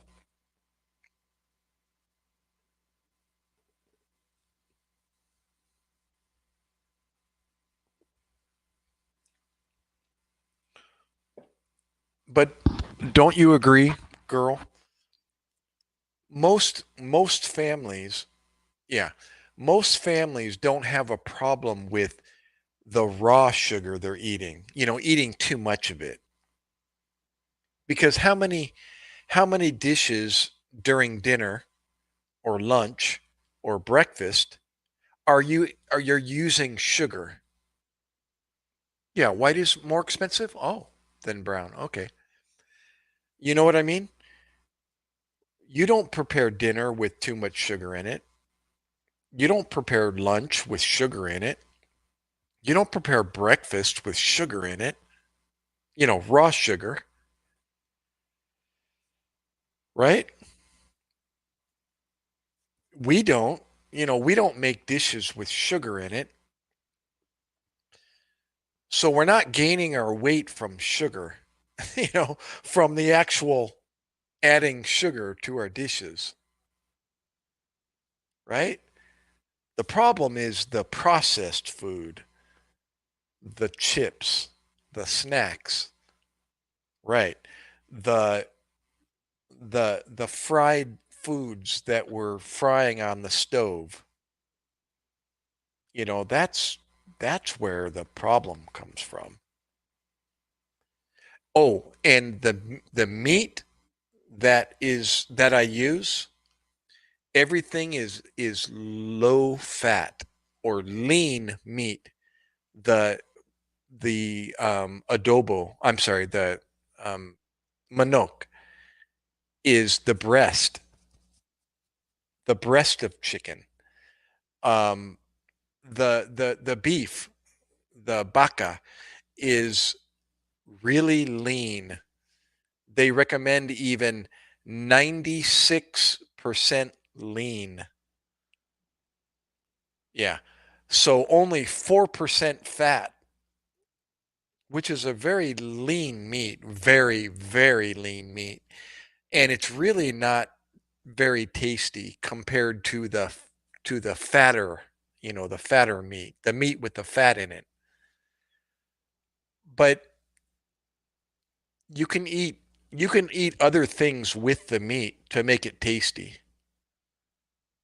Like you can put salt, or you can eat it with an egg, or you can add seasoning to your lean meat to make it tasty.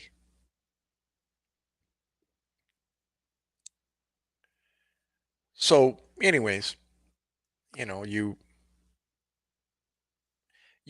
just learn how to eat healthier. You're eating the same food, but you're learning how to, portion, cycle the more good food than bad food, and then your body starts to change. You start to look like your food. You know the expression, you are what you eat? Well, that's so true. If you're eating nothing but potato chips, your body starts to look like a potato chip. Yep. Right?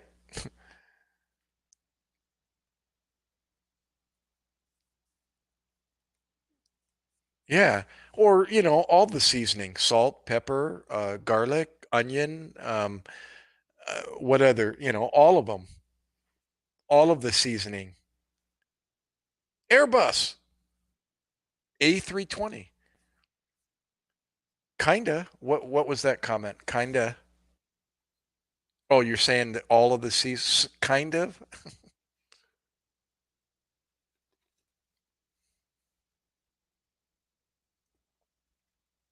What's up, Airbus? Thanks for stopping, by the way. Really. I know you're just scrolling through the shorts, but yeah, hang out for a bit.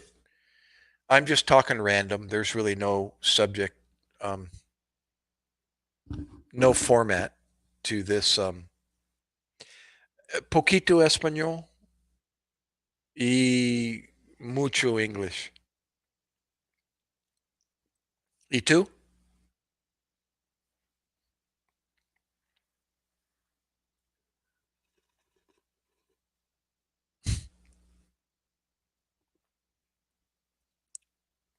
Um, are you in the United States, Airbus, or Mexico, or Espanol country?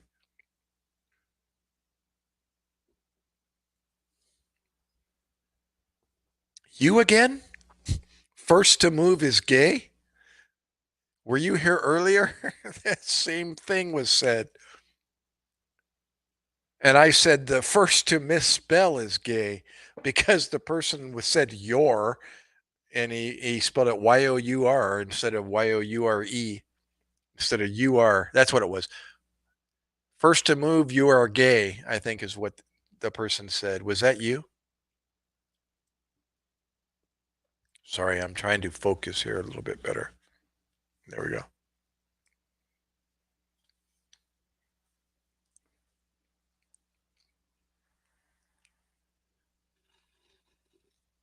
Mm-mm. I lost my battery. Stand by. Stand by. Can you still wait. You can still hear me, right? Yeah, you can still hear me. I have to change the battery in my um, camera. So hang on. I still have my voice. The Xbox uses the headset microphone. So the microphone still works, but my camera is hooked up separately to the Xbox, to the back of the Xbox via a adapter. So I can use my digital single lens reflex and use it as a webcam for the Xbox. So there we go. Okay, I got the battery changed out. Oh, let me put the old one in the charger. I don't have an external power source to the camera, and it's kind of bizarre, but I don't. So I just rotate my batteries whenever it goes dead. Okay, there we go. I'm back. Let me center it here. All right, and focus. Focus, Gary. There. Let's see if that works. Yeah, that's a little bit better. Is that better? Okay, I gotta. Yeah, if I can center my head. You what? You moved? Is that what you want to say? Don't move, Doc. You moved. Okay, I got you. What is I forgot. Girl starts with a P, right? What is gay in Bisaya?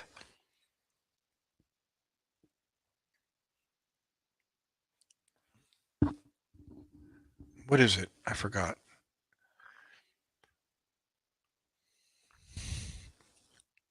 Bakla in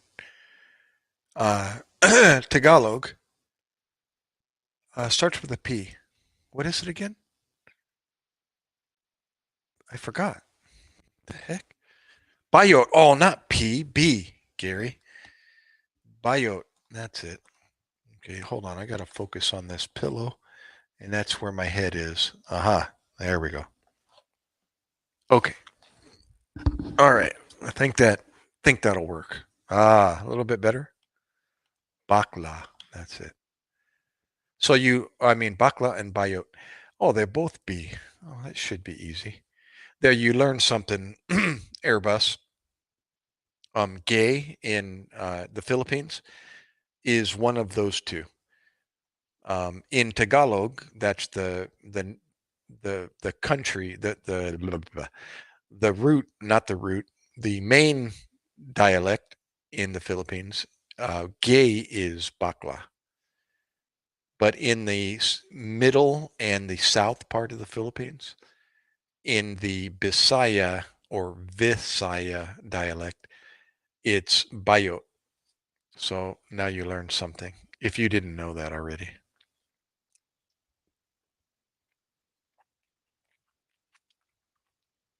And look at girl. She misspelled your also. Add your E there, dear, and your apostrophe. You are bakla. You are.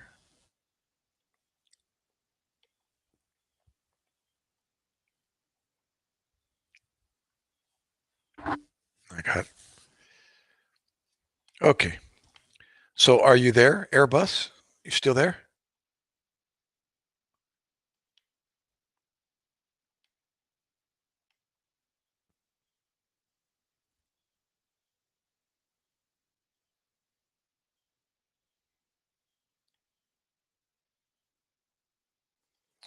Um, Marianne, where'd you go? I thought you were dedicated, Marianne. Airbus, you are still there. Right on. Are you a guy? I take it you're a guy. And how old are you? Naruto. No. Is that a anime? Naruto? Seems like I remember Naruto. Yeah. No, I think my son does. Why do I know that name, Naruto? Um, yeah. Maybe that's why I know it because my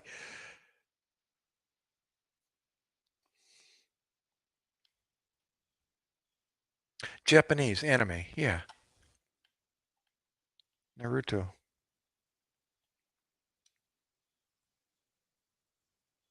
So, how old are you, Airbus? You must be a teenager.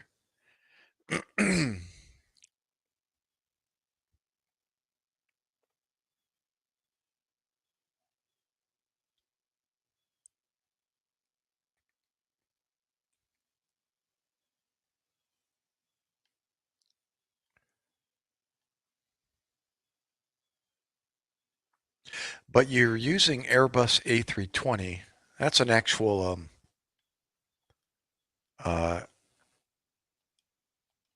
airplane, if I'm not mistaken.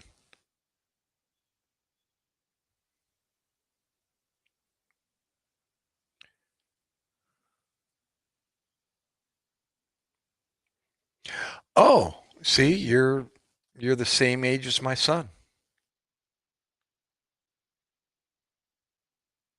Well, happy birthday.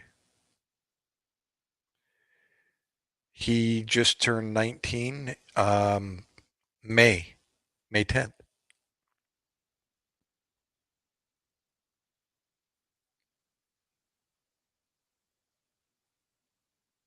Yeah.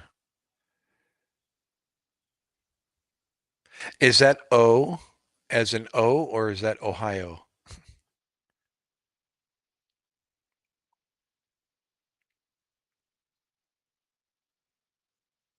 Which one? O.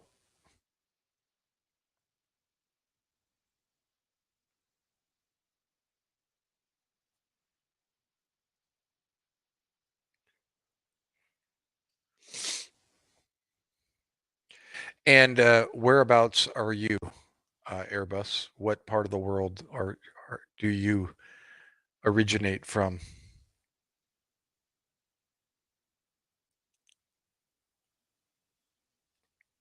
New Jersey, here. And Robbie, you are back. I'm originally from San Diego, Airbus. That's my birthplace.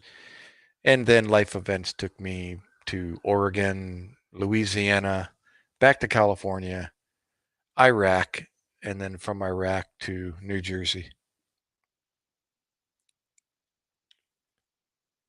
Happy birthday. It's very hard to go shopping without the car. Why? It's too far away? Is that what you meant? Why don't scientists trust atoms? Let me think. Is that a joke? Let me see. Why don't scientists trust atoms? Because they are, because they're always splitting up.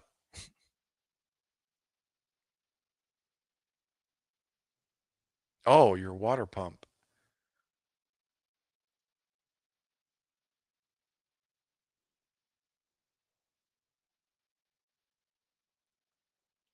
Well, I don't know if you work on car. I think I have to change the distribution. What's the distribution distributor?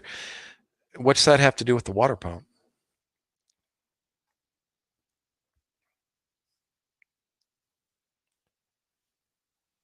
Oh, wait. Was that the joke? Wait. I am from Utah. Gotcha. What what was the answer? Why don't scientists trust atoms? Because they're always splitting up? Is that the answer? I guessed it, if that's the answer. I am from Utah. Why don't scientists trust atoms? Because they make up everything. Ah, okay. I thought splitting up might be a good one also. They don't trust them because they're always splitting up. Because they make up everything. Ah, ha, ha, ha. Ah. Badoom. Psh. Wait, you just said your water pump's broken. Now you say, I think I need to change the distributor. No, you need to change the water pump. That's not a very difficult, depending on your car, if it's hard to get to. But the water pump is just an outside plate that fits on the outside of your engine.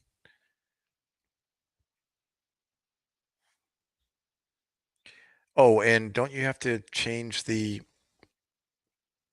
um what belt is that? The not the timing belt, but the balance shaft belt. BSB, balance shaft belt. I think while you're in there, that's what they changed, the balance shaft belt. It's not too difficult. Yeah, it depends on the car. I know on my Mitsubishi, water pump wasn't that big of a deal. Although I always had somebody else do it for me.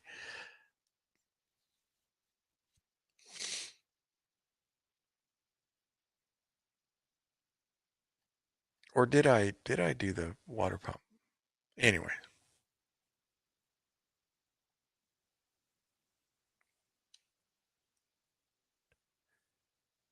Yeah.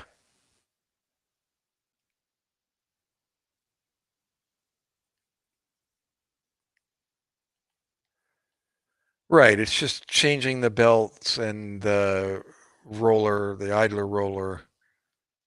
Oh, and the water pump. Yeah.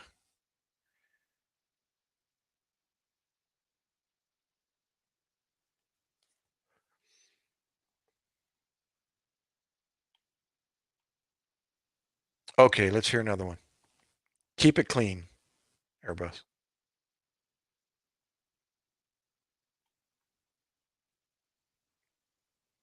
Is that what they call it? A distributee?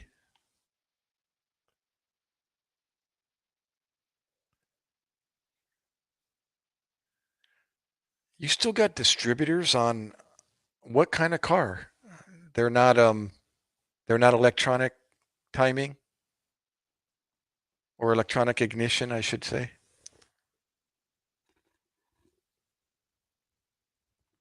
With the uh what are they called?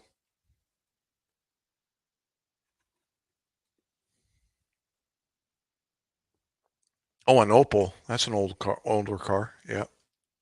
1.4.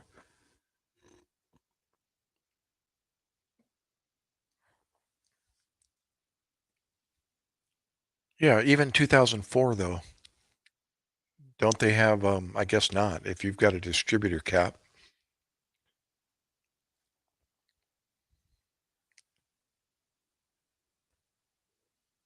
Mm. Sorry, why did the Scarecrow win an award? Because he was outstanding in his field. Dun-dun-dun.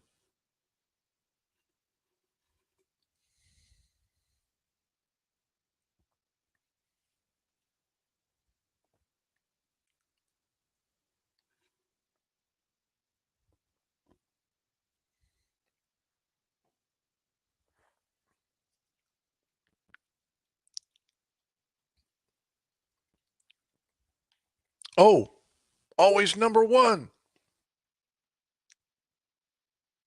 Bro, have 4 people watching him, but I still got ignored, sadly. Oh, you're number 5, I think. Always number one. What's up there, young man? Is that you're a young man, I take it?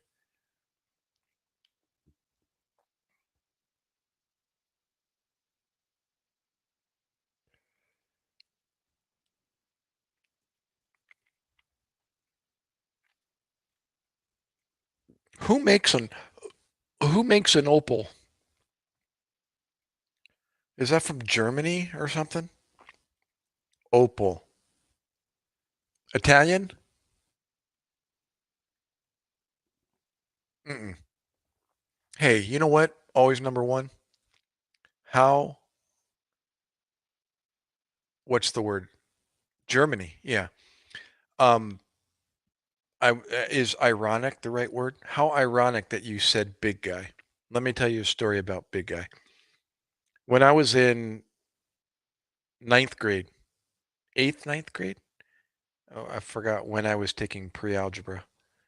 Um, my math teacher was Mr. Conboy, Conboy, and every morning, uh, the class was in a bungalow. Are you familiar with a bungalow? It's like a mobile classroom, wood, built on. Anyways, it was in addition to the main school building. It was like a, a a school, a classroom off to the side, built off to the side that they can move. I think it was mobile, whatever. But it had wood stairs going up to the floor, and Mr. Conboy would be standing. Um, Mr. Conboy would stand at the top of the stairs there at the wood railing, and he'd be leaning. He'd be one arm on the rail, and he'd be leaning there every morning, or yeah, in the morning. I think it was around 9:30. We had like 5 or 6 classes throughout the day, and they were all in different rooms. So after finishing one room, you'd go to the next. One subject, you'd go to the next. And Mr. Conboy was algebra, pre-algebra, and he'd be leaning on that wood rail, and as you walked up the stairs, you'd say, "Good morning, big guy." And I haven't heard that expression ever since ninth grade, or I think it was either eighth grade. I think it was eighth grade. And Mr. Conboy every morning, "Morning, big guy." And he did it with such a smile, and he was so friendly, and he greeted you that way. It was like one of those teachers that left a really cool impression. And you always look forward to going to his class because of how he was and that greeting he would give you in the morning. "Good morning, big guy." It was so cool. Obviously, I'm 60 years old now, and I still remember Mr. Conboy. No, I don't want to dare Airbus. How about another joke? Tell us another one.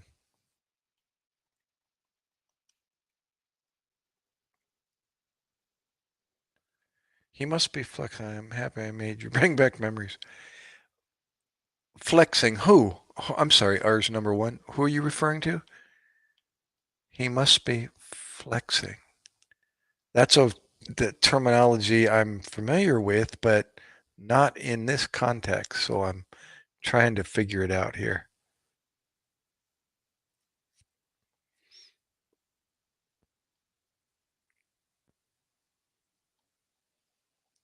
Okay, girl.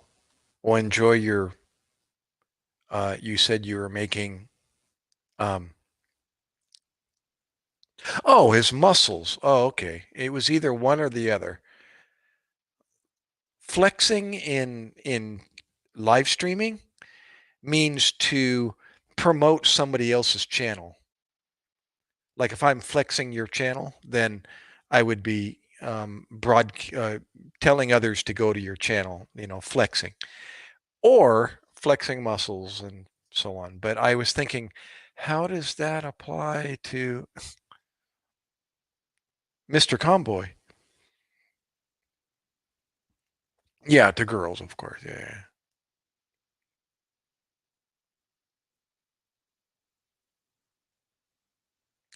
Yeah, but he just referred to he just used it in general to everybody, all the guys, that is. Good morning, big guy.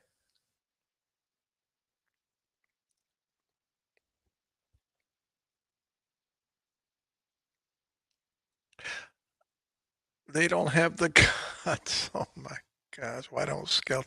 Just you got to stop telling us the answer and just say the riddle first or the joke first and see if we can get it. And then when we all try to guess, then you can tell us the answer. Okay, I have a couple myself. All right. And here's some riddles. Some really cool ones you can actually do. So, okay, you're a fun guy actually. I like talking to you. I really don't have much offline friends. Cool. Well, anyways, here's one. That's really interesting. It was one of those I used to go to a program where the afterwards we'd go to a Denny's, go to a family restaurant and have coffee and a late breakfast at midnight or whatever. And everybody would talk, and it was inevitable somebody would tell riddles, and it was all one of those. They would tell you the problem, the riddle, and then you'd try to guess it. So in order to guess it, you could ask a question. Is it a thing? Is it a, that those types of questions until you narrowed it down. um okay, are you guys, if you're not, I'll tell you about them. The old wine bottles. I heard you, girl, the first time. I said, have a good dinner. Hold on, Airbus, before you tell yours. So the old wine bottles, they have a large base to them and they got a long neck on them. Some of them are like 3 feet tall, big, long, narrow neck on them. And then the cork is on top of that. Well, you got to picture one of those. You got a wine bottle. It's got a round base, at the bottom, like a ball. And then the long neck stands about 3 feet tall. Okay. And on top of that is, I'm sorry, it's an empty wine bottle. There's no wine in it. It's completely empty. And this is not a play on words. This is exactly how I'm telling it, is how it is. And you can actually do this inside the house. You have that long neck wine bottle. It's empty. And you take a dime or a coin. Hold on, Airbus. And you put the dime in the wine bottle so it clinks around at the bottom. And you put the cork on the top. How do you get the dime out of the wine bottle without taking off the cork or damaging the cork? How would you do that? And you can actually do this in your own home or in reality. How do you get the dime out of the wine bottle without damaging the cork or damaging the bottle? Okay, Foxy Gamer, where did you come from? You must be listening. You've got a joke. A peanut butter jar has 1,100 peanuts, but it only took 2 to fill your mom's mouth. Oh my gosh. Is this a, it's got to be clean jokes, by the way, Foxy.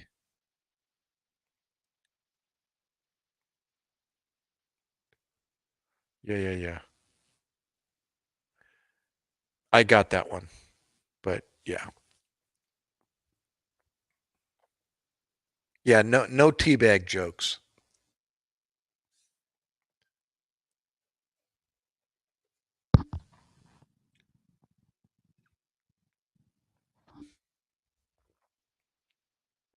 Bro. Trump, Mason, what's up? What's up, young man? I take it.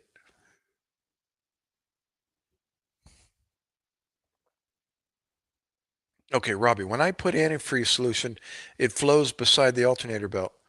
So I guessed it the water pump. Oh, I see what you're saying.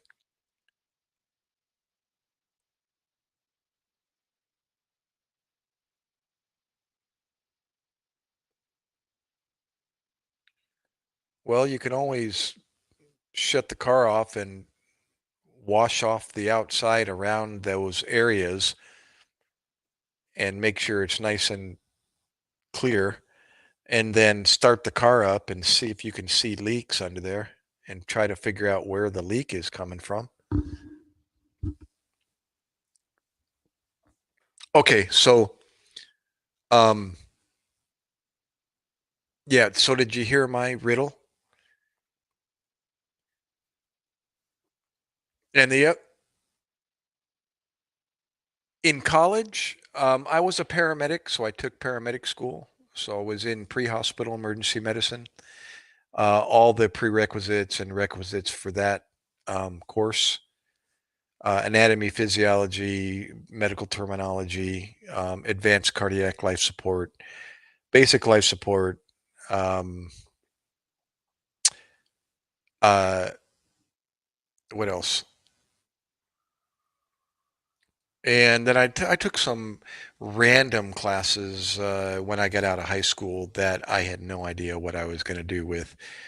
I took an accounting class, advanced or intermediate volleyball for PE, um, music study because I was a percussionist, and again there was no focus or no direction to those courses. Um, Biology. I actually took uh, microbiology in a nursing school that I started before I got deployed to Iraq, and that put an end to all my uh, college prerequisites for nursing. And yeah, I never went back and oh, I forgot psychology and I whatever. Yeah. Let's see. Why did the sun skip going to college? It already had 1,000,000 degrees. Oh, the key there is SUN. Ah, okay, okay.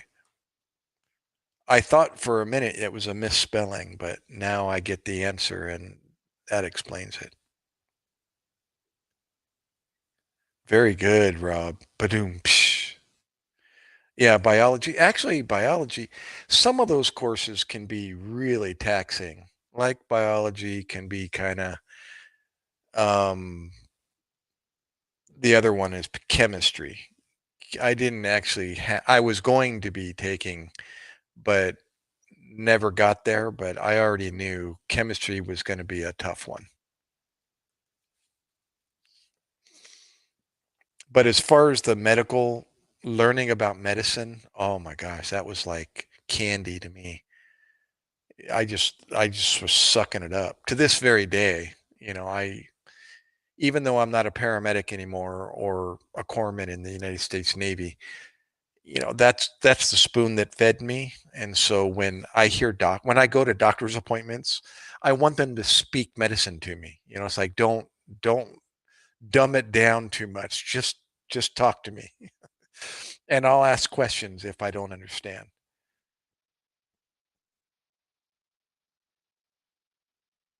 Oh, chemistry's easy. Oh, you're a physics math student. Oh, okay. Why are owls so carefree? Because they don't give a hoot. Oh my gosh. Where are you hearing these English jokes from, Robbie? Oh, you finished chemistry? Awesome. You guys can talk. Well, my son is pretty brilliant at math, and he's pursuing a medical career, and he's above and beyond me already, and it puts a smile on my face to see his ease in these subjects, and I'm anticipating what he's going to be taking, and I really think he's just gonna really suck it up because he loves biology and the workings of things, and whether it's a plant or an animal, and he's really good at it. So I'm really hoping he's gonna.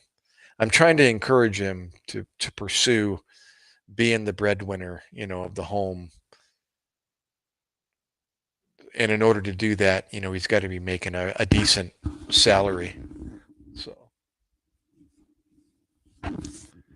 awesome. Well, I will say the rumor is, that India has a very advanced math curriculum, and it shows.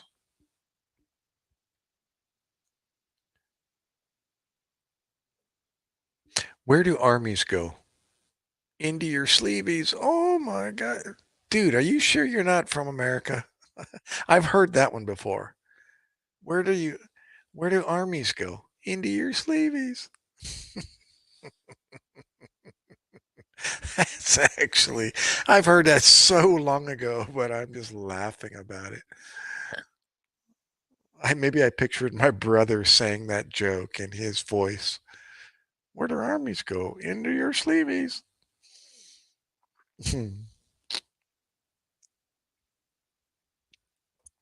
Oh, the answer to that wine bottle, did anybody figure it out? Always number one. Did you hear that riddle? Since you're one that can think outside the box. I mean, education system messed up. Everyone just wants grades. Really? Huh. Interesting.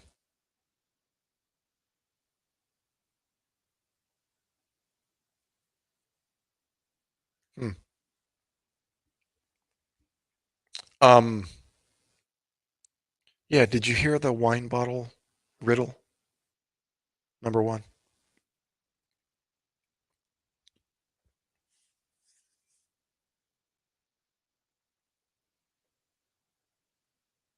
Oh, have you seen the old wine bottles? I'm thinking of an Italian wine bottle with the large base on the bottom and the long neck. Think of a hookah, I guess. Just a wide base and a long neck, right? An old wine bottle. Well, it's empty.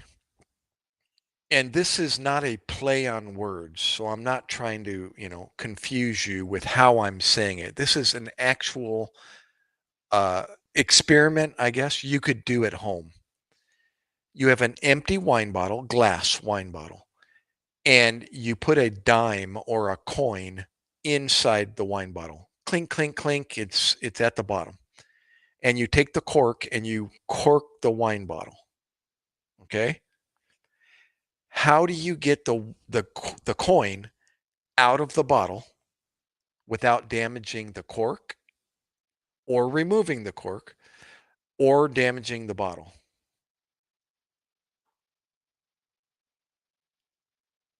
There's a way to do this.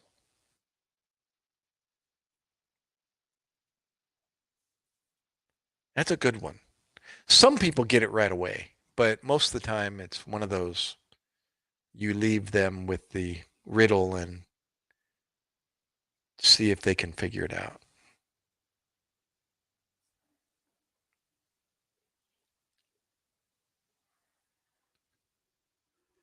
Mm. While you're thinking, there's one more. A guy has three. Are you familiar with the game croquet? You know, with the mallet and the ball, and you hit the ball on the ground. What's the best way to it? Are you looking these up online? Are you Googling? That's good. What's the best way to attract a squirrel? Act like a nut. Um,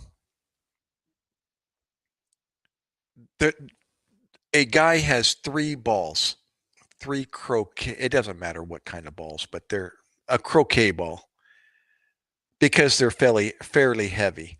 Each ball weighs 1 pound each. Okay, here speaking of physics and math, this is a physics and math riddle. Okay, I will act like a fool, but when someone remove it, I will snatch a coin from them. Oh, there's a good riddle. I will act fool, but when someone will remove it, I will snatch the coin from them. What am I? Is that one of those what am I? I will act a fool, but when someone will remove it, I will snatch a coin from them. What am I? I think is that the riddle? What am I? No offense, but you look like Joe Biden. Oh, you're the third person to say that. Joe Biden, come on. How about Pierce Brosnan? Pierce Brosnan, 007. Here, wait, let me fix my hair. Does just Joe Biden have hair like that? Is he as handsome as this guy? No, no, dude. I think you're way off on Joe Biden. Never mind. Pierce Brosnan. There's David. There's more people watching. Bro changed.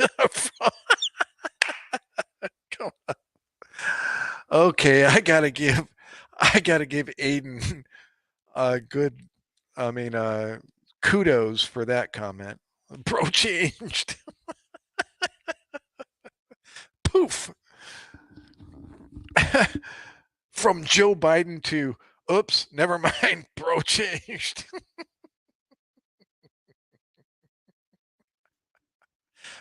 I think that's what you meant, Aiden.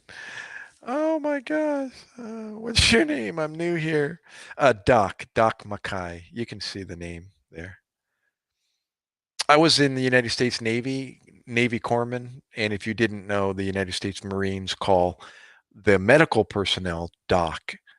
Whether you're a guy, a girl, if you've got the medical, oh, I was going to show you my cover, but that's not the medical caduceus. But if you've got medical written all over you, you're a doc. So that's a shortcut to get your attention. Hey, doc! Instead of medic in the army, they call you doc. So, um, wait. David says, "Do you know Eonut?" No. And what is Oranfe? I don't know, Boba. Bro changed again. It's called "Let Me Love Her Now." Oh, nice. Oh, wait. Aiden says, "Hey, it is. Hey, can you please check out my new country song in the live section?" Oh, I gotcha. Okay, I'm kind of behind here on the comments. So, uh, okay, what were we talking about? Um,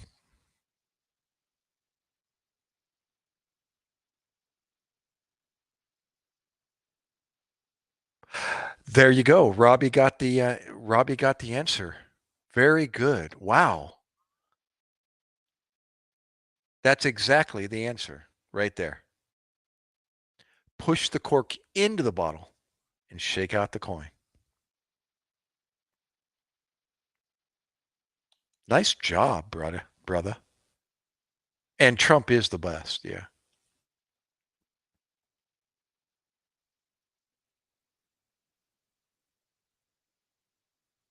Oh, I just got your comment. Always number one. I am so sorry. That was your attempted answer at my riddle. I will act a fool, but when someone will remove it, I will snatch the coin from them. I got you. I don't know why that one went right over my head, but I just got that. Oh, in India, government conducted an exam which was given by 2,200,000 students, and there were 67. All India ranked number one.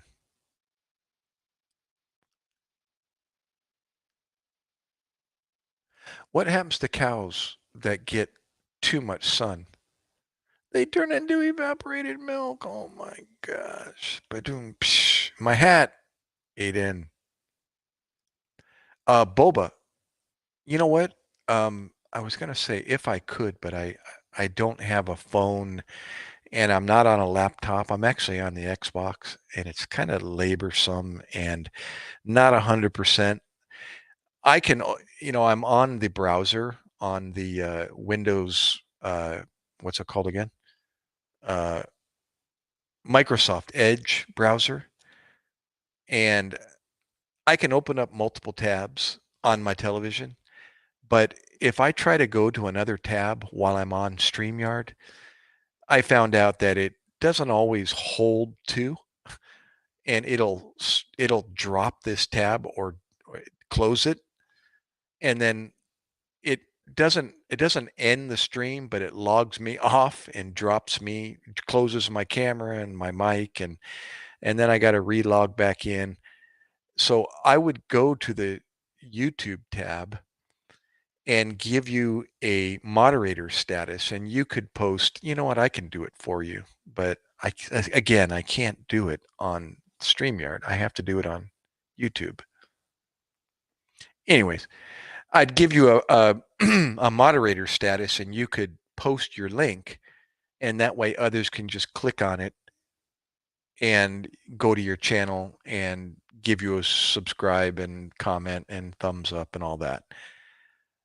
That is actually what a lot of people use uh, live stream for, is to grow their small YouTube channels, and they can exponentially increase their number of subscribers fairly quickly.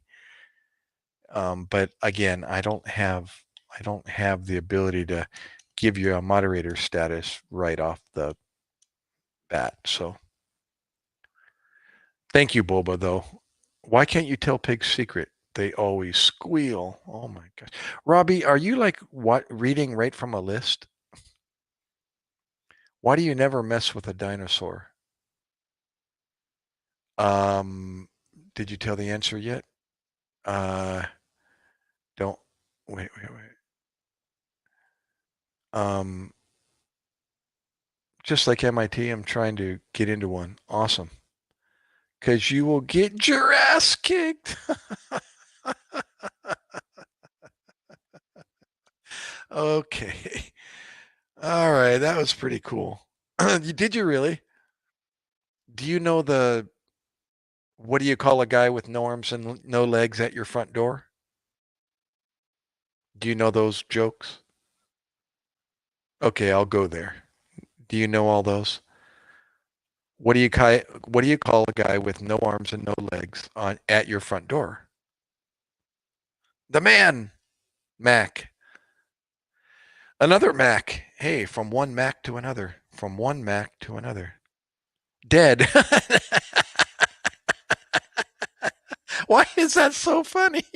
What do you call a man with no arms and no legs on your doorstep? Dead. No, that's actually quite funny. I don't know why that is quite funny, but that's not the answer. A midget? No. Okay, I'm gonna get on a roll so you kind of get the I'm still laughing over dead. Um, you'll get the gist of these answers, okay? What do you call a man with no arms and no legs on your doorstep? You call him Matt, okay? So what do you call a guy with no arms and no legs on your wall? Can you guess my birthday? Today. Do I watch UFC? Yes, I do. Big time. I love it. UFC and the other MMA. No, a dead wall. No, the guy with no arms, no legs on your wall is Matt. I'm sorry, is Art. So you kind of seeing the trend here. The guy on your porch is Matt. The guy on your wall is Art. Um, yeah, I can't. I know. Is that going to ever happen, or is that just continuing to be a social media um, virus?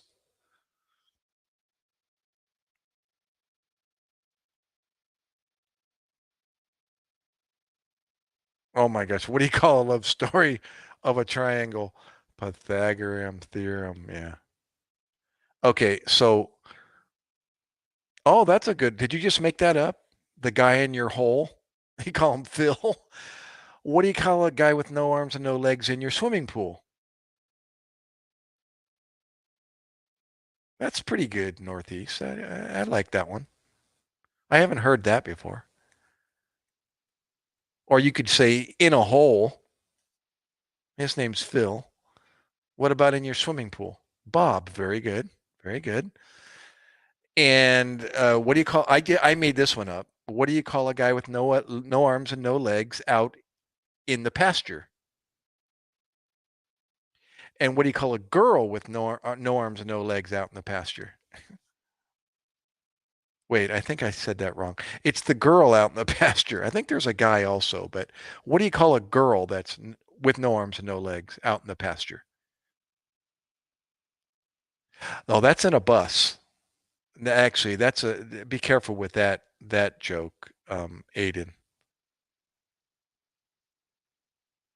Oh, okay. Wait, wait. I'm sorry. What does a vampire across the ocean in? A blood vessel. Very good. There's actually we'll call it a racial joke to that answer, but we won't say that one. Uh, what's a balloon's least favorite kind of music? Pop. Very good. Very good. Um, anyways, the girl out in the pasture, her name's Patty. Yeah. Um, Astor is. Gosh, awesome. People are showing up. I remember you, Asterisk. You were here before. Ah, New Hampshire, New Jersey, right below you, not too far. What do you call a robot's favorite music genre? Uh, pop, I guess. Would that be the same? Pop?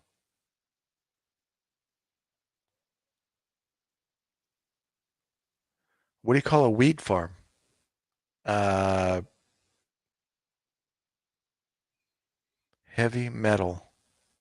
Oh my gosh, a robot's favorite music genre. Heavy metal. Oh my gosh. Police. How you save 15 girls from getting harassed, boy? It took a lot of self-control. Moneymaker? Plantateri? Is that what'd you say? What do you call a weed farm? I'm waiting for that one, Aiden. What's the answer? Planta. I don't get that one.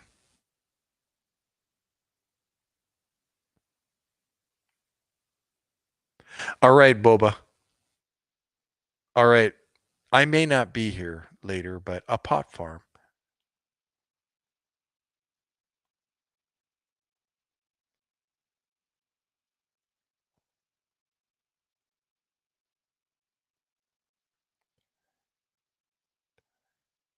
Is that a planetarium? Is that what you were trying to? I don't get it. What do you? Oh my God, you lost me on that one, Aiden. Maybe I'm dense or something. What do you call it when Joe Biden farts? Loss of memory? I don't know. What do you call it?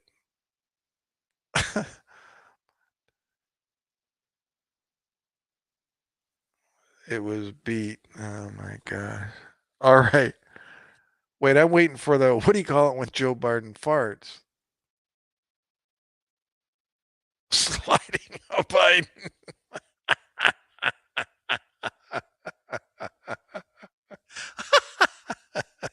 I'm picturing that.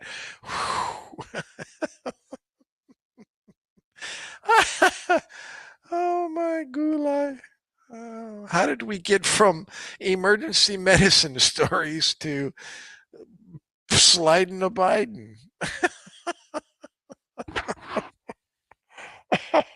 Oh my gosh, what are we doing? I'm supposed to be telling incredible stories from emergency medicine, and we're talking about sliding a Biden. If you got TikTok, TikTok, somebody created something about that's it's way funnier. Oh, about that, it's way funnier. Is that where you got that from? Okay. Uh, where are you located, Aiden? You know my brother's grandson is named Aiden. They use the National Geographic voice.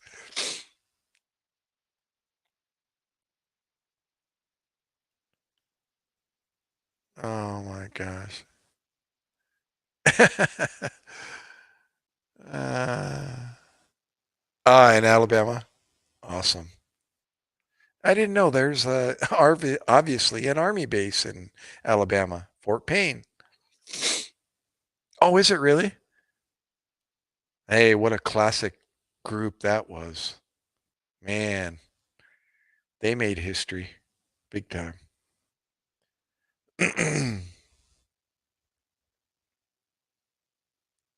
Yeah.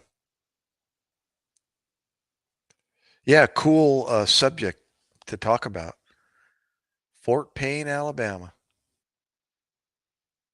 Oh, really? They're still performing? They're older than me. Boba! Who are you, Boba? No, I don't remember. Are you a girl? It looks like your profile is female, or at least animated female. Ah, awesome.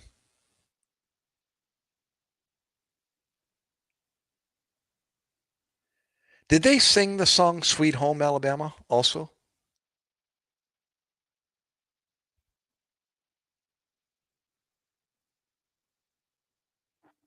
Wow.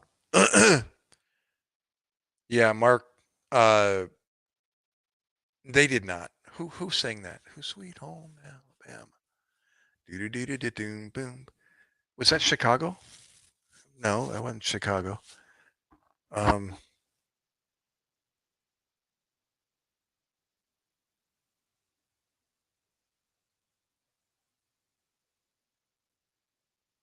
is it Skinner? It was Leonard Skinner. Okay, okay.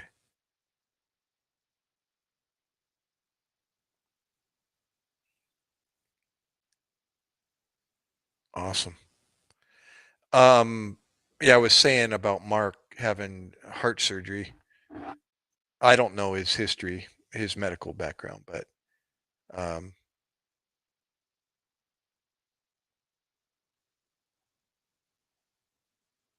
yeah, I was going to say it's not unusual, and heart surgeries are frequently very successful. So uh, yeah, I wonder how he's going to do.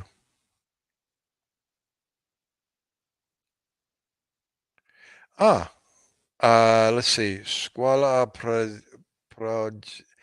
Prajdini.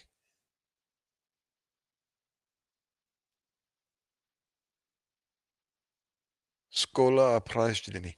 What is that? Is that a good word? A good expression? Skola Prajdini. Where am I from? Originally San Diego, California. And I've moved all over the United States, various places, and then I'm on the East Coast now in New Jersey.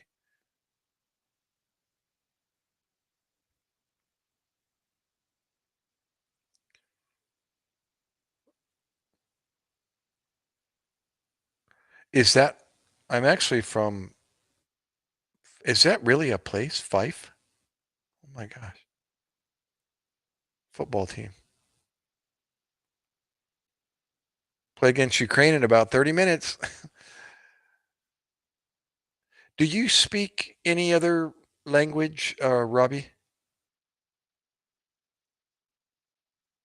Is uh,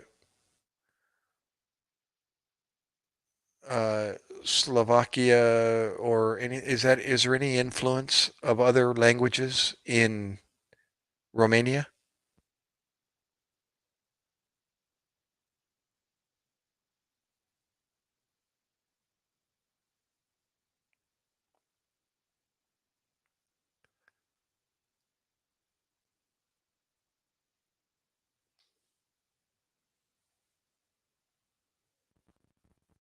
Shows my ignorance in geography, but I was just wondering.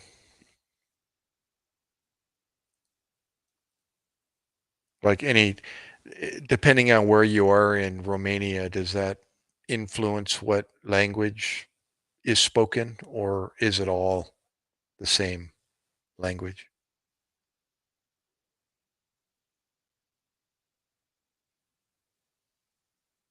Awesome. What, high school football wins? Can you say, oh my gosh, Ojote? Ojoste? I'd have, I don't even know the oh, just Romanian and English. Oh, okay. I don't even know the pronunciation of the different letter and combinations of of I even forgot what country you just said. Yugoslavia or no? I'm scrolling back. Slovakia. Slovakia.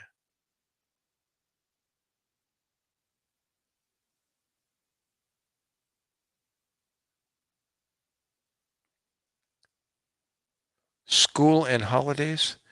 Yeah, well, she actually, if it's a girl, she just gave the answer a little bit after that. It says school and weekend. Boba said it's school and weekend as opposed to school and holiday. So maybe like day off. Maybe that's what a asterisk. No, I don't. Well, I know a little bit of a word from this language, a few expressions of Thai, um, Japanese, German, uh, obviously English, Spanish, Tagalog, Bisaya. Um,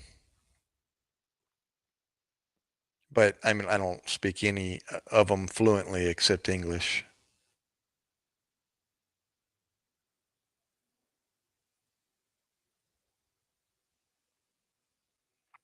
I can greet people, like say hello, in Hindi. Um, no, I don't have a clue about Slovakia. I don't. I'd have to look at a map, but I remember hearing about Fort Payne, but other than that, no. Japanese, mushi mushi, I know ne, I know ne, I know ne. Mushi mushi, I know ne, aso desu ka. Or, konnichiwa, ohayou gozaimasu. Just the name. Maybe it was just the army base there, but Fort Payne. Gosh, I almost want to say there was something in Indiana, Fort Payne, Indiana, but it's not Fort Payne. French, parlez-vous français? Uh, just stuff you hear one word growing up and everyone learns it. Specken die Deutsch, a Wiedersehen. Yeah, what was that? Mushy mushy. Grandpa. Fort Payne is about 1 hour from Fort Payne, Alabama. Oh, the actual base is about an hour away. Birmingham, of course. Yeah, I know the capital of Alabama. Uh, don't tell me. I knew all my capitals. Alabama is it's not Birmingham. The capital of Alabama is, oh my gosh, that's gonna stump me. Don't tell me. The capital of Alabama is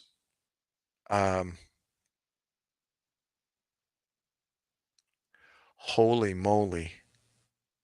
Montgomery. Thank you. God, I just looked up and there it is.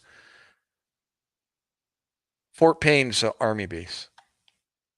Anything fort is army. Getting there must be a pain.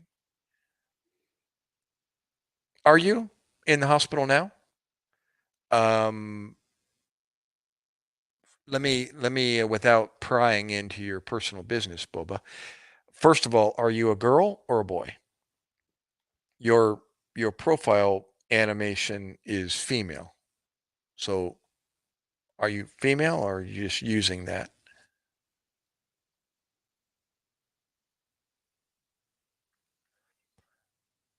A girl. Um, and how old are you? I'm leading up to your medical history, so I'm asking you this on purpose.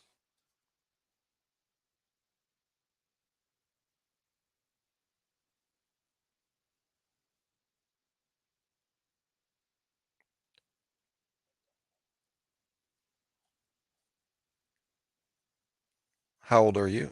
11, 12 years old. And you're in the hospital? Okay, see, that kind of narrows it down because 11 and 12-year-olds aren't normally in the hospital. In my business, I run mostly on elderly people because elderly people are the ones that develop, you know, illness and so on. And that's just the way life is. So an 11, 12-year-old in the hospital, um, oh, you're not the youngest. I think I remember you telling me Aster is at least 1 point your age, I think, or range or something, but I forgot.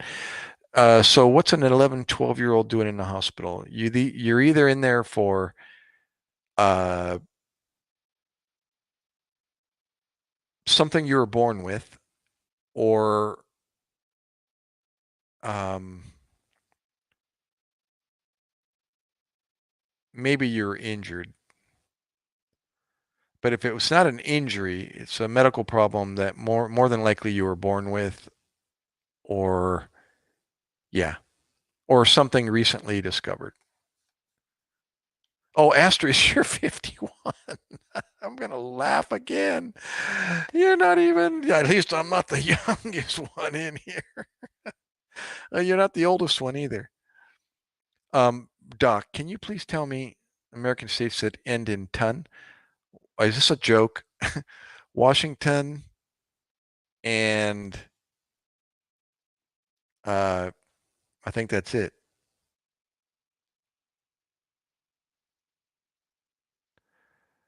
M have ADHD and epilepsy. Oh, that's Boba answering. Well, ADHD, that's not a hospital admission. But epilepsy, yes. And were you born with that, or did you have a head injury? Washington.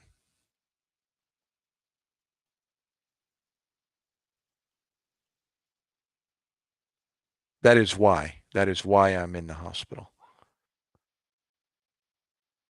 Yeah, but ADHD, that doesn't put you in the hospital. I'm just making an educated guess. And you're born with that, yeah. Yeah, epilepsy is an interesting, and just to talk on a interesting note, epilepsy, even in emergency medicine, those can be challenging calls because a body that isn't, that is responding um, in that manner, in a convulsive manner, is hard to manage, and to intervene for epilepsy, you usually need IV access. That's the best way of managing an epileptic is, or epilepsy seizures, is by intravenous access to a person's vein. And when a person's moving, tonically like that, that means, the muscles are just electrical, the electrical stimuli is just like short circuiting. That's the best way of describing a seizure.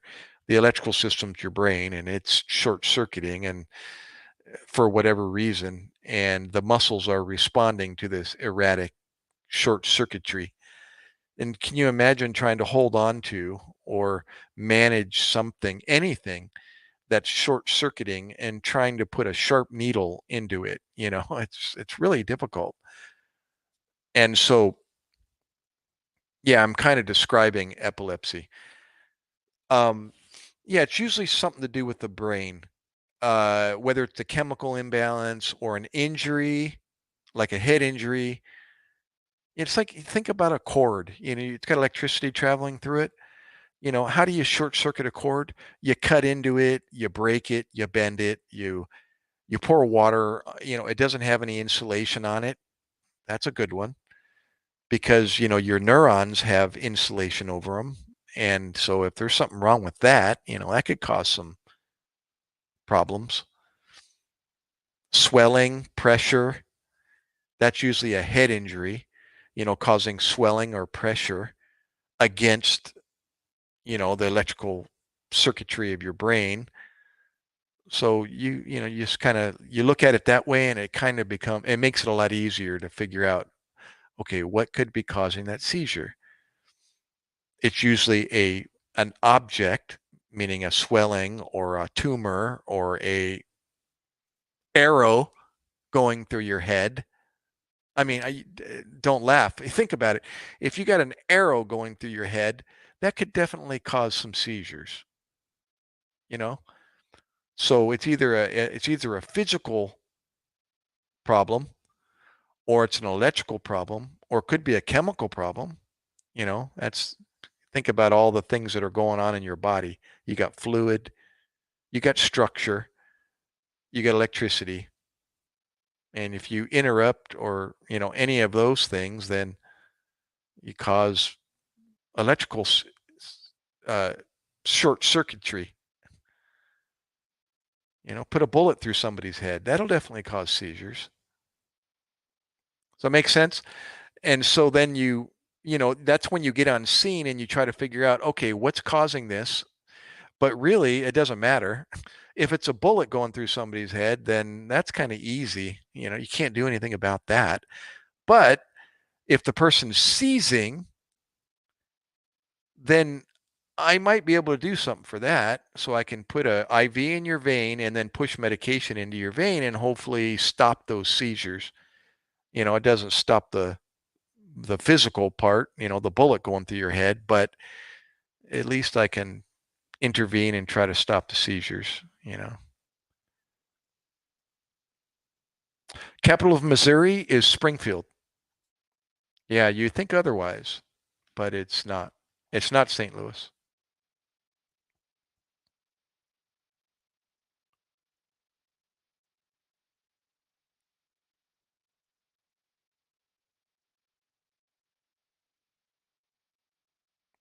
No, it's okay. Correct. I stand corrected. You might Google this before you get the right answer. Springfield, Illinois. Ooh, I might be wrong.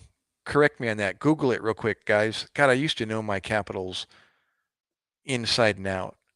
Springfield, Illinois. Springfield, Missouri. Kansas City.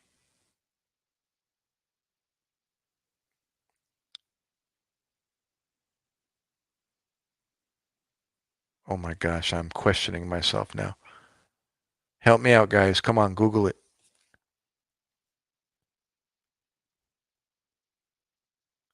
Alan Jackson, Midnight Montgomery is really talking about Hank Williams Sr.'s death. Correct.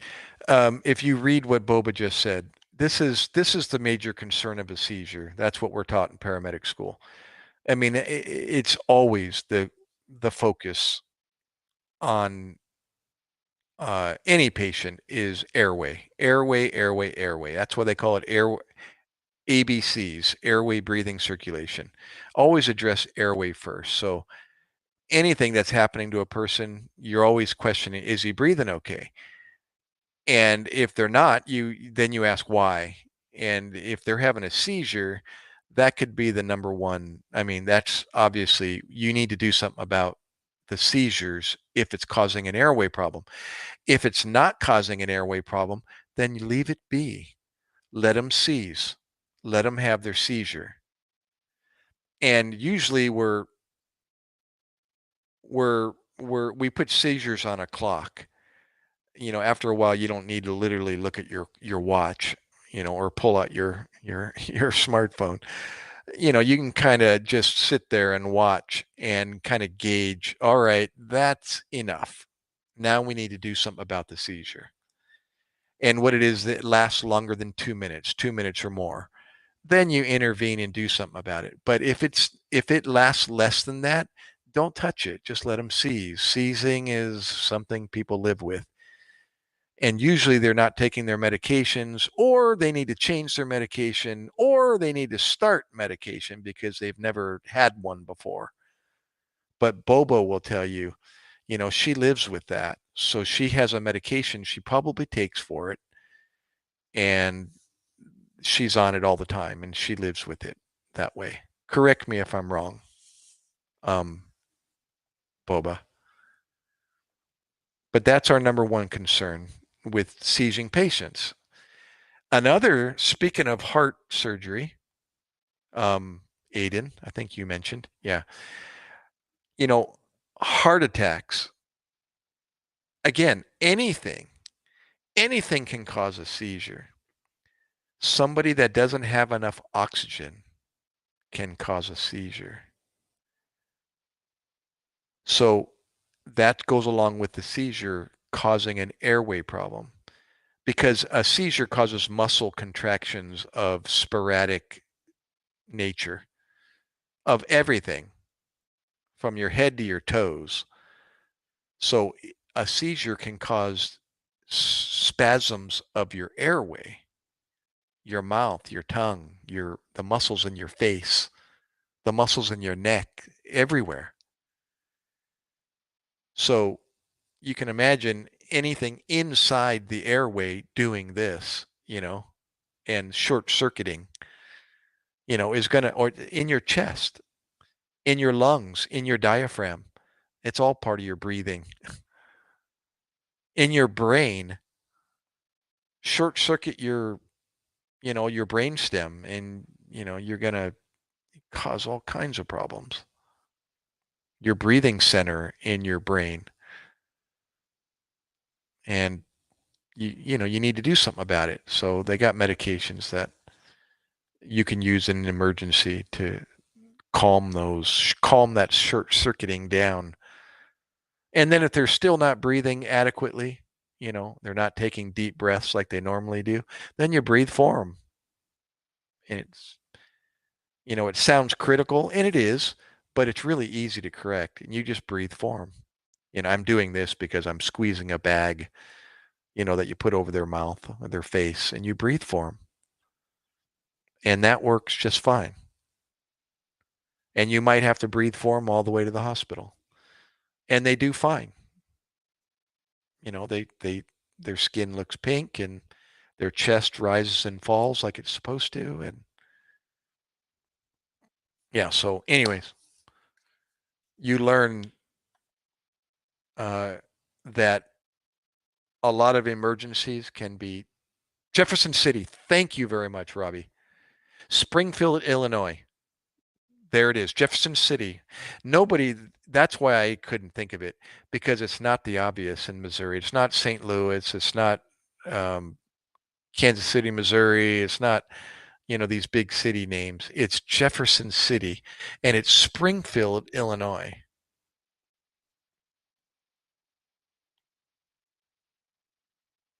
No, no, Aiden, I really don't. This is called basic life support. Actually, no, I stand corrected. It is part of advanced life support or ALS, but you when you're going through basic EMT school, emergency medical technician, you learn the basics, a lot of the basics. You can't be a paramedic unless you're a good EMT. And you just learn the basics about human body and human anatomy and how people breathe and why. And there's a lot of easy things you can do for people and help them, at least assist them until advanced life supports gets there. And all advanced life support is like um in addition to what the basic life support did. You're still supporting the basic life support of the body, but you're just using advanced um, techniques or advanced medicine, to help support what the basic life support already started.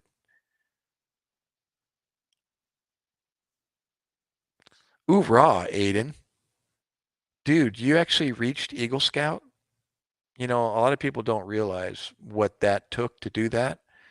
And I was in Boy Scouts and I never reached that. It would have taken a lot of time and effort to do that. And I stopped when I was 12, I think. And but it was always interesting. It was like something, if I had put my mind to it, I would have done it. But Eagle Scout is no different than becoming a paramedic, an EMT paramedic. No different. You're just learning a little bit further down the education system. But as far as the time and the effort that it takes to become an Eagle Scout, dude, you tell people, go ahead, share what it took, all of the badges and skills that you learned in order to become an Eagle Scout. It took some work. I know. I, I was on that road, but I I didn't even get to that point yet. Yes, I know. What community project did you do? This would be interesting. What project did you choose to complete? Did you have to do a community project? Some kind of a conservation project or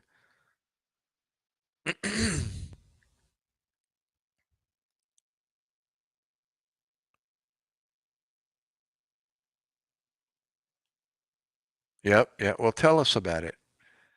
I worked with a paramedic whose son became an Eagle Scout, and he told me the project that his son overtook and that he helped him with. And it's always fun to hear, what young people take on and what they can accomplish.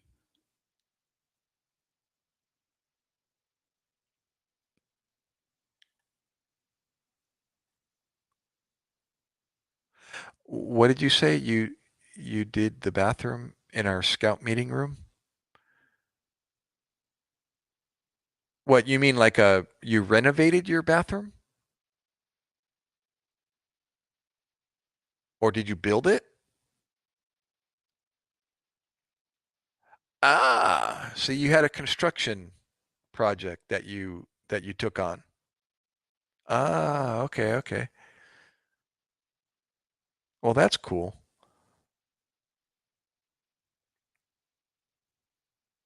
Did you ever build that big tower out of bamboo and you lashed them together? My good friend, actually, he died a couple years ago. We built that big bamboo tower in his backyard. It was like 30 feet tall, and we lashed all the bamboo poles together, and they actually created some pulley systems where we could haul things up to the top and back down. Yeah, that was the what badge was that? That was the yeah, they actually built kayaks. I remember they actually made skins and built the frame of a kayak, and some father assisted them with it. They actually by hand created kayaks, and then you put them out on the river and floated down it. Oh, you went down the Elk River in Tennessee? Cool. Those skills that you're learning, at that age, you're going to use them all your life. You're going to use them into your adulthood. You're going to if you end up hunting or fishing or whatever it is in the outdoors, all these memories, you're gonna apply what you learned in the Boy Scouts to this very day. Because that's what I to this day I do things and remember things from Boy Scouts. Yep, it's cool. Good stuff. Oh my gosh, and it poured rain the whole time. Did you get to at least get out of the water and get dry, or did you get picked up did you go from one vehicle to another, or did you actually get out and camp out?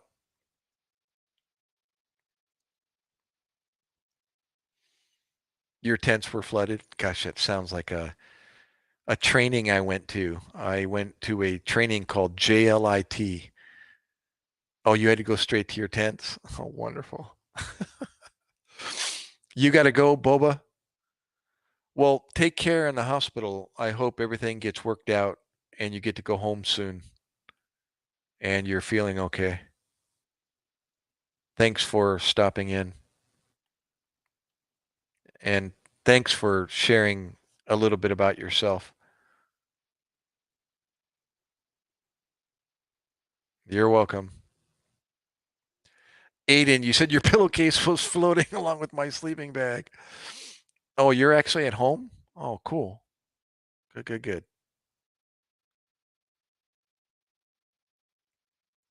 Yeah, I was saying, Aiden, when I was 12, I went on a junior leader instructor training, JLIT, and it was up in the mountains. And we were only assigned some basic stuff, and we had like army tents. They had no floor on them. It was just canvas with a T frame at the top, and you put the canvas over the top of it, and then you secured the tent to the dirt ground. And we had to bring our own plastic flooring, and then put our sleeping bags on top of it. Or we could construct an elevated platform, and we ended up getting flooded out. and we got up in the middle of the night. We're trying to dig trenches around our tents so we could divert the water, and it kind of worked, but we got soaked. And I actually made it to the morning, and so did my partner. But some of the young kids, they got flooded out, and their sleeping bag got soaking wet, and they had to get rescued by the scout leaders, and they got taken into the quarters where the scout leaders were staying high and dry, and they got to sleep by the fireplace inside of an A-frame building. They had to get rescued, and some of us just stayed out in the mud and lasted till morning. Oh, and then we had to. Oh, there you go. Yeah, yeah, yeah. Yeah, they make sure they don't kill you. They just make sure you get cold and wet, and then they'll rescue you and make sure you're okay. Um, See you again, Boba. Feel free to pop in if you see me broadcast again. Yeah, we had frame tents, and sometimes we got small cabins during the winter. Right, get by barely. Yeah, I was going to elaborate further. The next day after that torrential downpour, those of us that survived, then the uh, the s- the Eagle Scout um, the Eagle Scout guys, I think they were actually Eagle Scouts. They were part of um, the leaders, and they were assigned, certain tasks to go around and make sure we were okay. And then we were told, "Oh, today's the day you guys are going to make a meal for your scoutmaster or whoever was in charge of your whatever your group." And so they gave us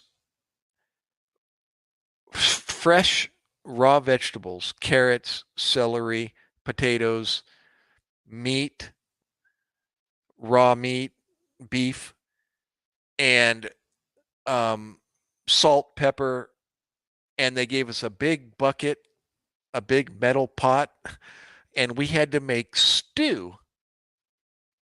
So in order to do that, you have to boil everything for a pretty long time, especially the carrots and the potato. Well, not so much. Yeah, the potatoes.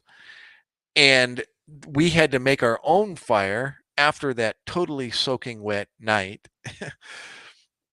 And they gave us little fire tablets, thank God. And we had to collect our own wood, dry wood, and start a fire and put the pot over it and erect a tripod and hang the tripod and put all the stuff in it and boil it. And I just remember the leaders would come around and get their portion of their stew, and a lot of us just didn't have enough time to cook the vegetables all the way, so he had hard vegetables, crunchy vegetables in his stew. Yeah. Don't get me started on the dining hall food there. You actually had a dining hall. Oh my gosh. Well, I gotta say, that whole that whole part of the week, it was like a full week, 7 days camping, didn't quite go as planned. And most of the guys got soaking wet and cold and had to get rescued. And then the meal after that didn't get cooked and didn't go, and not all the kids got fed very well. So they made a decision that, you know what, we need to we need to help these guys out. So they made an announcement that we were all going to go to the scoutmasters. I'm trying to think of the word they call it. Anyways, their quarters where they got to sleep, and they were sleeping like kings. It was just an A-frame building with all the amenities and a kitchen and all that. Well, we all got to go there, and when we heard that, everybody was like, "Yeah!" So we all got to pack up our stuff and head over to their building, and we all slept out on the open floor in front of this giant fireplace, and they had food cooked for us, and they had stories to tell, and the campfire, I mean the fireplace going, and music, and jokes and stories, and the whole 9 yards. So isn't that funny? I remember that. I was 12 years old, and some of the things that went on that we weren't supposed to be doing, but of course, a whole camp out of guys together for prolonged periods of time can come up with all kinds of trouble. Oh, the staff lounge. Yeah, the staff lounge. We'll call it the staff lounge. And if you ever get the chance, Boy Scout camp I'm talking about is called Camp Corner, Camp Commer, and it's at the top of Fort Payne. You know, all it seems like all Boy Scouts have some similar outings. We had one as well. It was camp. I forget what it was, but I remember they had like a grease pole, and they had a contest, and everybody was trying to climb the grease pole to get to the prize at the top, or the flag at the top. And this pole was like greased with pig fat or something. It was so slippery. Nobody could nobody could climb this thing. Oh, and we had orientation badges to try to earn, and that's when they gave us compasses and tried to orientation, orienteering, that's what it was. And we had to try to get from point A to point B, and gather all the Camp Comer.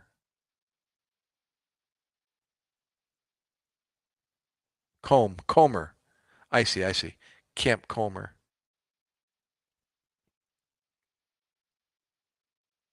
Gotcha. Oh, there's a French word. Is that metane? Mentone? I'm not pronouncing that correctly. It's French. Yeah. Well, cool memories.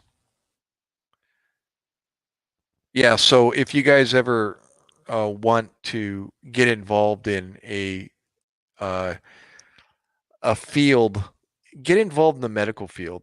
There's a lot to the medical field. You don't necessarily need to be a doctor or a nurse, but pursue something, anything to do with the medical field, and it is a really not only interesting and exciting profession, but you can go anywhere in the world with it. So if you want to travel, or if you ever have a dream of traveling, get into the medical field. You can Google nursing, like right now. You can Google nursing all over the world, and you'll find opportunities to be a nurse all over the world. You can go to different continents, different countries. You can go to modernized Western parts of the world, and perform medicine, or you can go to primitive, uh, poor parts of the world, and do medicine. Wherever there's people, there's a need for medicine. It's really a secure position, a secure profession. Because what's the word I'm looking for? Job security. Job security is really good in medicine. I mean, it's morbid, but it's the truth. People are going to get sick and injured everywhere. Wherever there's people, there's a need for medicine. Whether you're on an airplane, in a train, at a football game, at a racetrack, in your own home, there's a first aid station somewhere, everywhere. There's medical response. There's a medical need everywhere in the world. So get into medicine. You can be a flight paramedic. Did that for a year. Medicine in the military, medicine at the hospital, medicine at the zoo, medicine at the baseball game, medicine at the football game. I did all those. I was a paramedic or in an ambulance doing standbys at a football game, at a drag strip, at a racetrack. Pretty cool. You don't make any money as a paramedic. I would encourage people to become a nurse or higher and or equivalent because that's where the money is. About at the nursing level and above. You can make a good living, being a nurse and everything associated with that. If you want to be a doctor and you got the time and the money to do that, more power to you.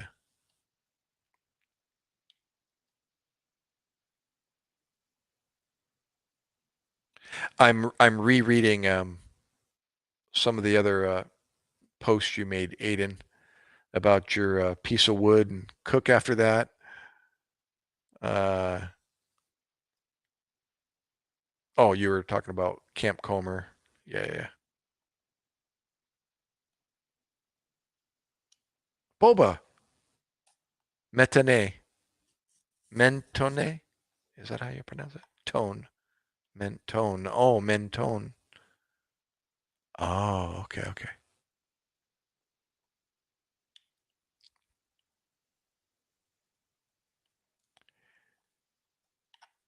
Yeah, Aiden, just to share with you a little bit more about what the spoon that fed me in life. After Boy Scouts, when I was 19 years old, I ended up getting introduced to rock climbing. And rock climbing is the outdoors, so what you learn even in the Boy Scouts, is kind of directly related to rock climbing because you're outdoors and you are camping and you're dealing with being self-sufficient and keeping yourself safe and dry and warm. And then rock climbing leads into mountaineering and uh, it can. And of course, being in the mountains, you're applying the same skills that you learned when you were younger into now something that you're doing when you're older. And so I was involved in the rock climbing community for 30 plus years. Matter of fact, I'm still in a much lesser capacity involved in climbing.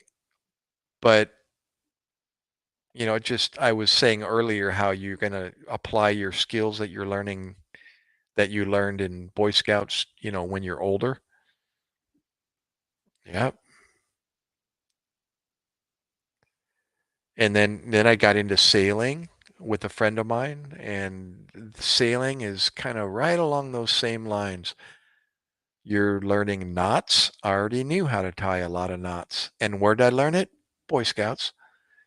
Directly applicable to sailing.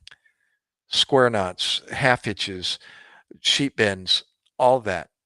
Sailing, big time. Um, Bowlines, all of those knots you learn in Boy Scouts, you apply towards sailing. And here I am, re, re being reintroduced to something I hadn't used in years. But it's like, oh my gosh, here we are. Here it is. Yeah. Um, what else? I'm big into bass fishing right now back here in New Jersey. Don't stay in too good a shape bass fishing, but the whole skills involved with fishing is directly applicable to what you already know. You know how to tie fisherman's knots. You know how to tie universal knots. You know how to tie two ends of a rope together already. Well, I'm not tying two ends of a rope, but I'm tying a larger diameter um, uh, uh, um, um, um, um, um, line to a thinner line, a braided line to a gosh, I'm a fluorocarbon, a line. But the knot is the same. It's just a lot littler and a little more taxing, patience to tie those two things together. But I'm already learning. I'm already using what I already knew back when I was 11 and 12 years old. Um, Sailing. Well, I own a sit-on-top kayak, and I'm out in the water. So I'm applying what I already know about sailing and boating, directly to my kayaking. It's just a different vessel, smaller and, manual powered. Well, I do have a GPS powered trolling motor along with my manual paddle and pedals.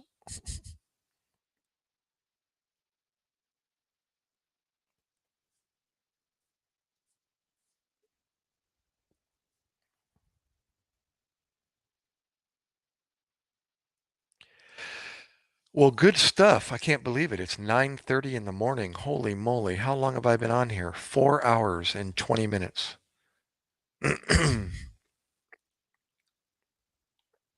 But thanks, guys, especially Aiden, Boba, um, for hanging out in the chat room. I hope your parents, if you're 13 or older, know that you're here.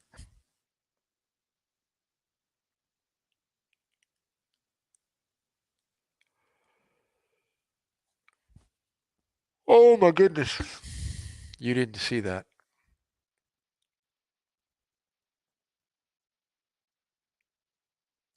I'm sorry, Aiden. How old did you say you were? Are you 11 and 12? Or was that um, Boba?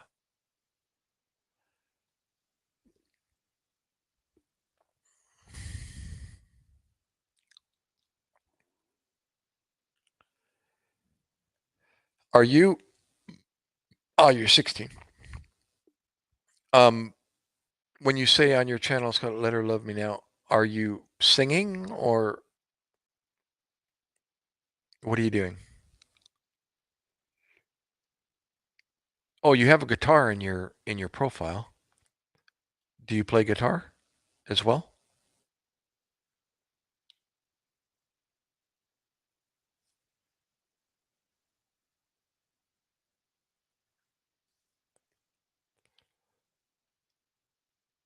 Oh, how cool. Well, you sound like a talented young man. That's cool. Pardon me. I've been up. I haven't slept since last night, so I'm a zombie, as a girl in the mirror calls me.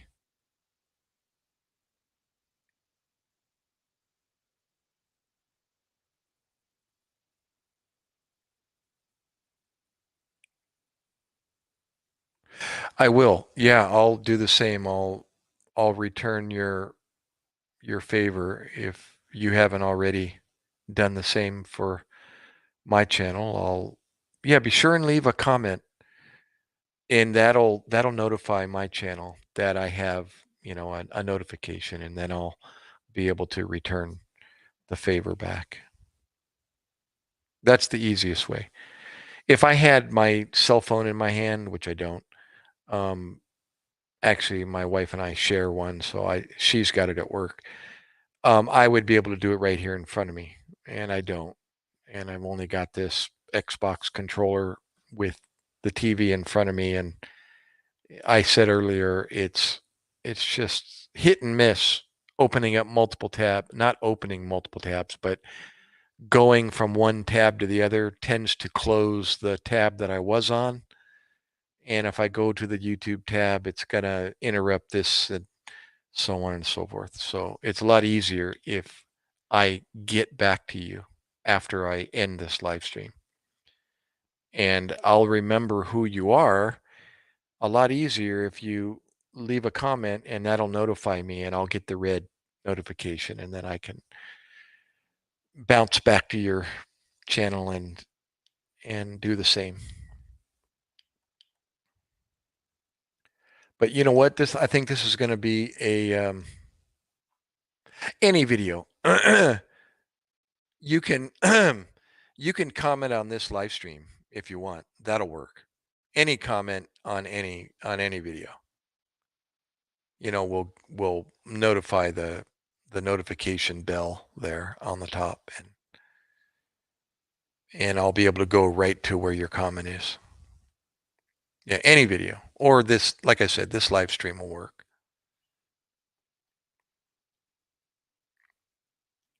I think you might be able to do it right now if you left a comment at the bottom of the live stream video. So, you know what? I'm going to head out like an infant. Head out, get it? Badoom, and close this live stream. And then, what is today? Is today Friday? Alexa, what's today? Today is Friday, June 21st. Friday. Oh, okay. Okay, so he's off school. I will, Aiden. But I'm out of here. Bye, everybody. Thank you. If there's anybody else still here, actually, I think I only see one person. So I think you might be the only person still hanging out there, brother. Yeah, I know these are all comments, but it doesn't notify me. The comment section at the bottom of my YouTube page, just like underneath a video, where you get to leave a comment in the comment section. Yeah, these comments in the chat room, if they left comments every time you left one, my notification bell would be going berserk. But you know what I mean? The actual comment section on videos.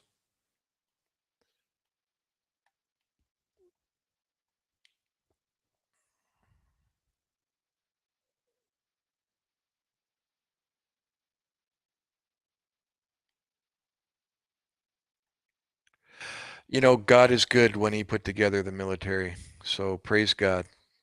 Praise God for the military. Yep.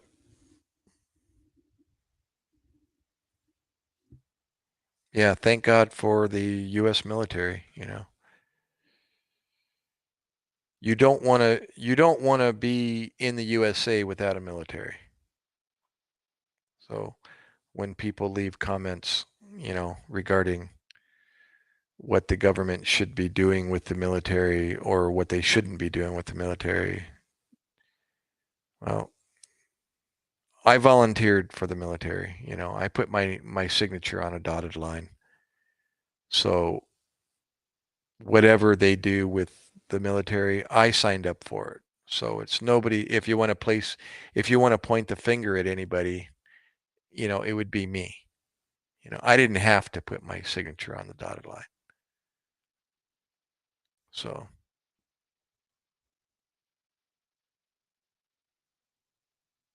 but then again, I even say now I've learned, you don't want to be in a country without a military. You really don't. Go to a country whose military has collapsed and see what mess they're in as far as civil wars and lawlessness.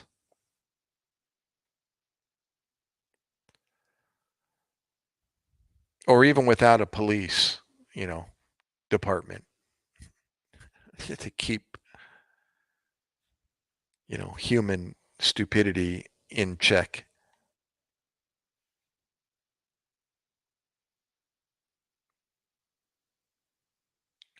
All right, guys. Later. As you were. And thanks again. Really. Pretty cool.